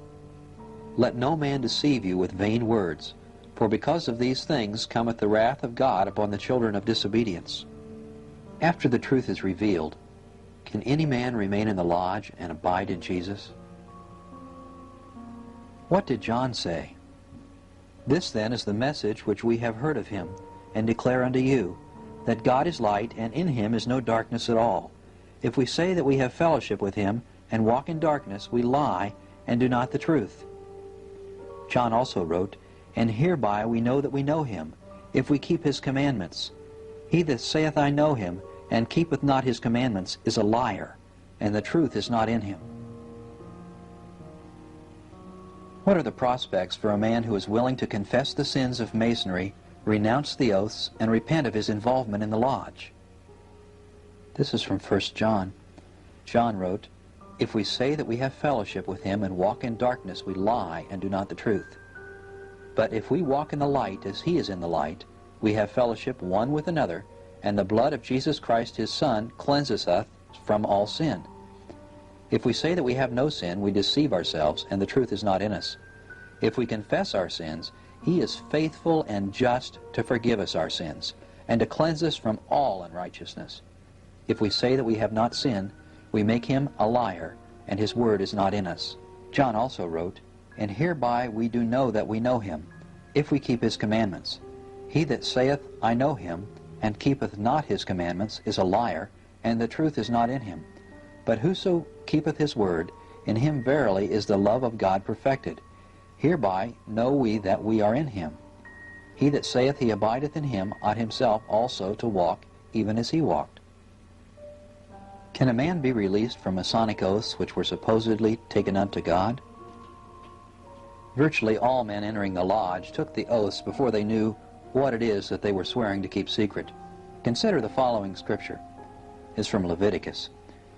"Or if a soul swear, pronouncing with his lips to do evil or to do good, whatsoever it be that a man shall pronounce with an oath, and it be hid from him, when he knoweth of it, then he shall be guilty in one of these. And it shall be, when he shall be guilty in one of these, that he shall confess that he hath sinned in that thing, and he shall bring his trespass offering unto the Lord for his sin, which he hath sinned, a female from the flock, a lamb, or a kid of the goats, for a sin offering, and the priest shall make an atonement for him concerning his sin." This scripture applies directly to Masonic oaths. Now we see in Hebrews chapter 5, "So also Christ glorified not himself to be made an high priest, but he that said unto him, Thou art my son, today I have begotten thee, as he saith also in another place, Thou art a priest forever after the order of Melchizedek." Masonic oaths are a sin and must be confessed as sin. The sacrifice God demands for a sin offering is a lamb. Each repenting Mason must go to the priest, and the priest shall make atonement for him. The lamb has been provided by God. He is without spot or blemish. His name is Jesus, and he was put to death as an offering for the sins of the world. He is also the high priest to whom we must go to confess our sins. Masonic oaths are not binding after they are confessed as sin, and all involvement with Masonry is severed. The following are my conclusions. First of all, Freemasonry is a religion. Number 2, the God of Freemasonry, known as the great architect of the universe, is Satan or Lucifer. Number 3, Freemasonry has a secret doctrine which is well documented in Masonic literature. Number 4, the secret doctrine of Freemasonry denies the unique deity of Jesus Christ.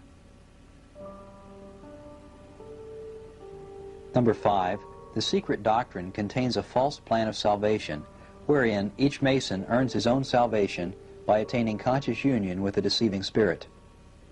Number 6, the secret doctrine of Freemasonry teaches that each Mason can evolve into a Christ and therefore a God. Number 7, the secret doctrine of Freemasonry constitutes a false gospel and is therefore condemned according to Galatians chapter 6, verses 1 through 9. Number 8, a man cannot accept both the gospel of Jesus Christ as documented in the Bible and the secret doctrine of Freemasonry at the same time. Number 9, involvement of a Christian man in Freemasonry would be inconsistent with the teachings of Jesus Christ even if he were unaware of the secret doctrine. Number 10, a Christian cannot be involved in Masonry without yoking with unbelievers. A Christian Mason would not be considered to be one of the sons of God under the covenant found in 2 Corinthians chapter 6, verses 17 and 18. Number 11, the religion of Freemasonry constitutes witchcraft. Number 12, participating in the worship of the great architect of the universe through Masonic rituals constitutes idolatry. Number 13, involvement of any Christian in idolatry or witchcraft places his salvation in question, according to Galatians chapter 5, verses 19 through 21. Number 14, a man cannot be a knowledgeable Christian and a knowledgeable Mason at the same time. Number 15, a congregation which is knowledgeable about Masonry cannot allow anyone involved in the fellowship to remain a Mason without deviating from the teachings of Jesus Christ and his apostles. Matthew 18, verses 15 through 17, 1 Corinthians chapter 5, and 2 John are relevant scriptures. If we know the truth about Freemasonry and we choose to do nothing, then we ourselves fall into sin.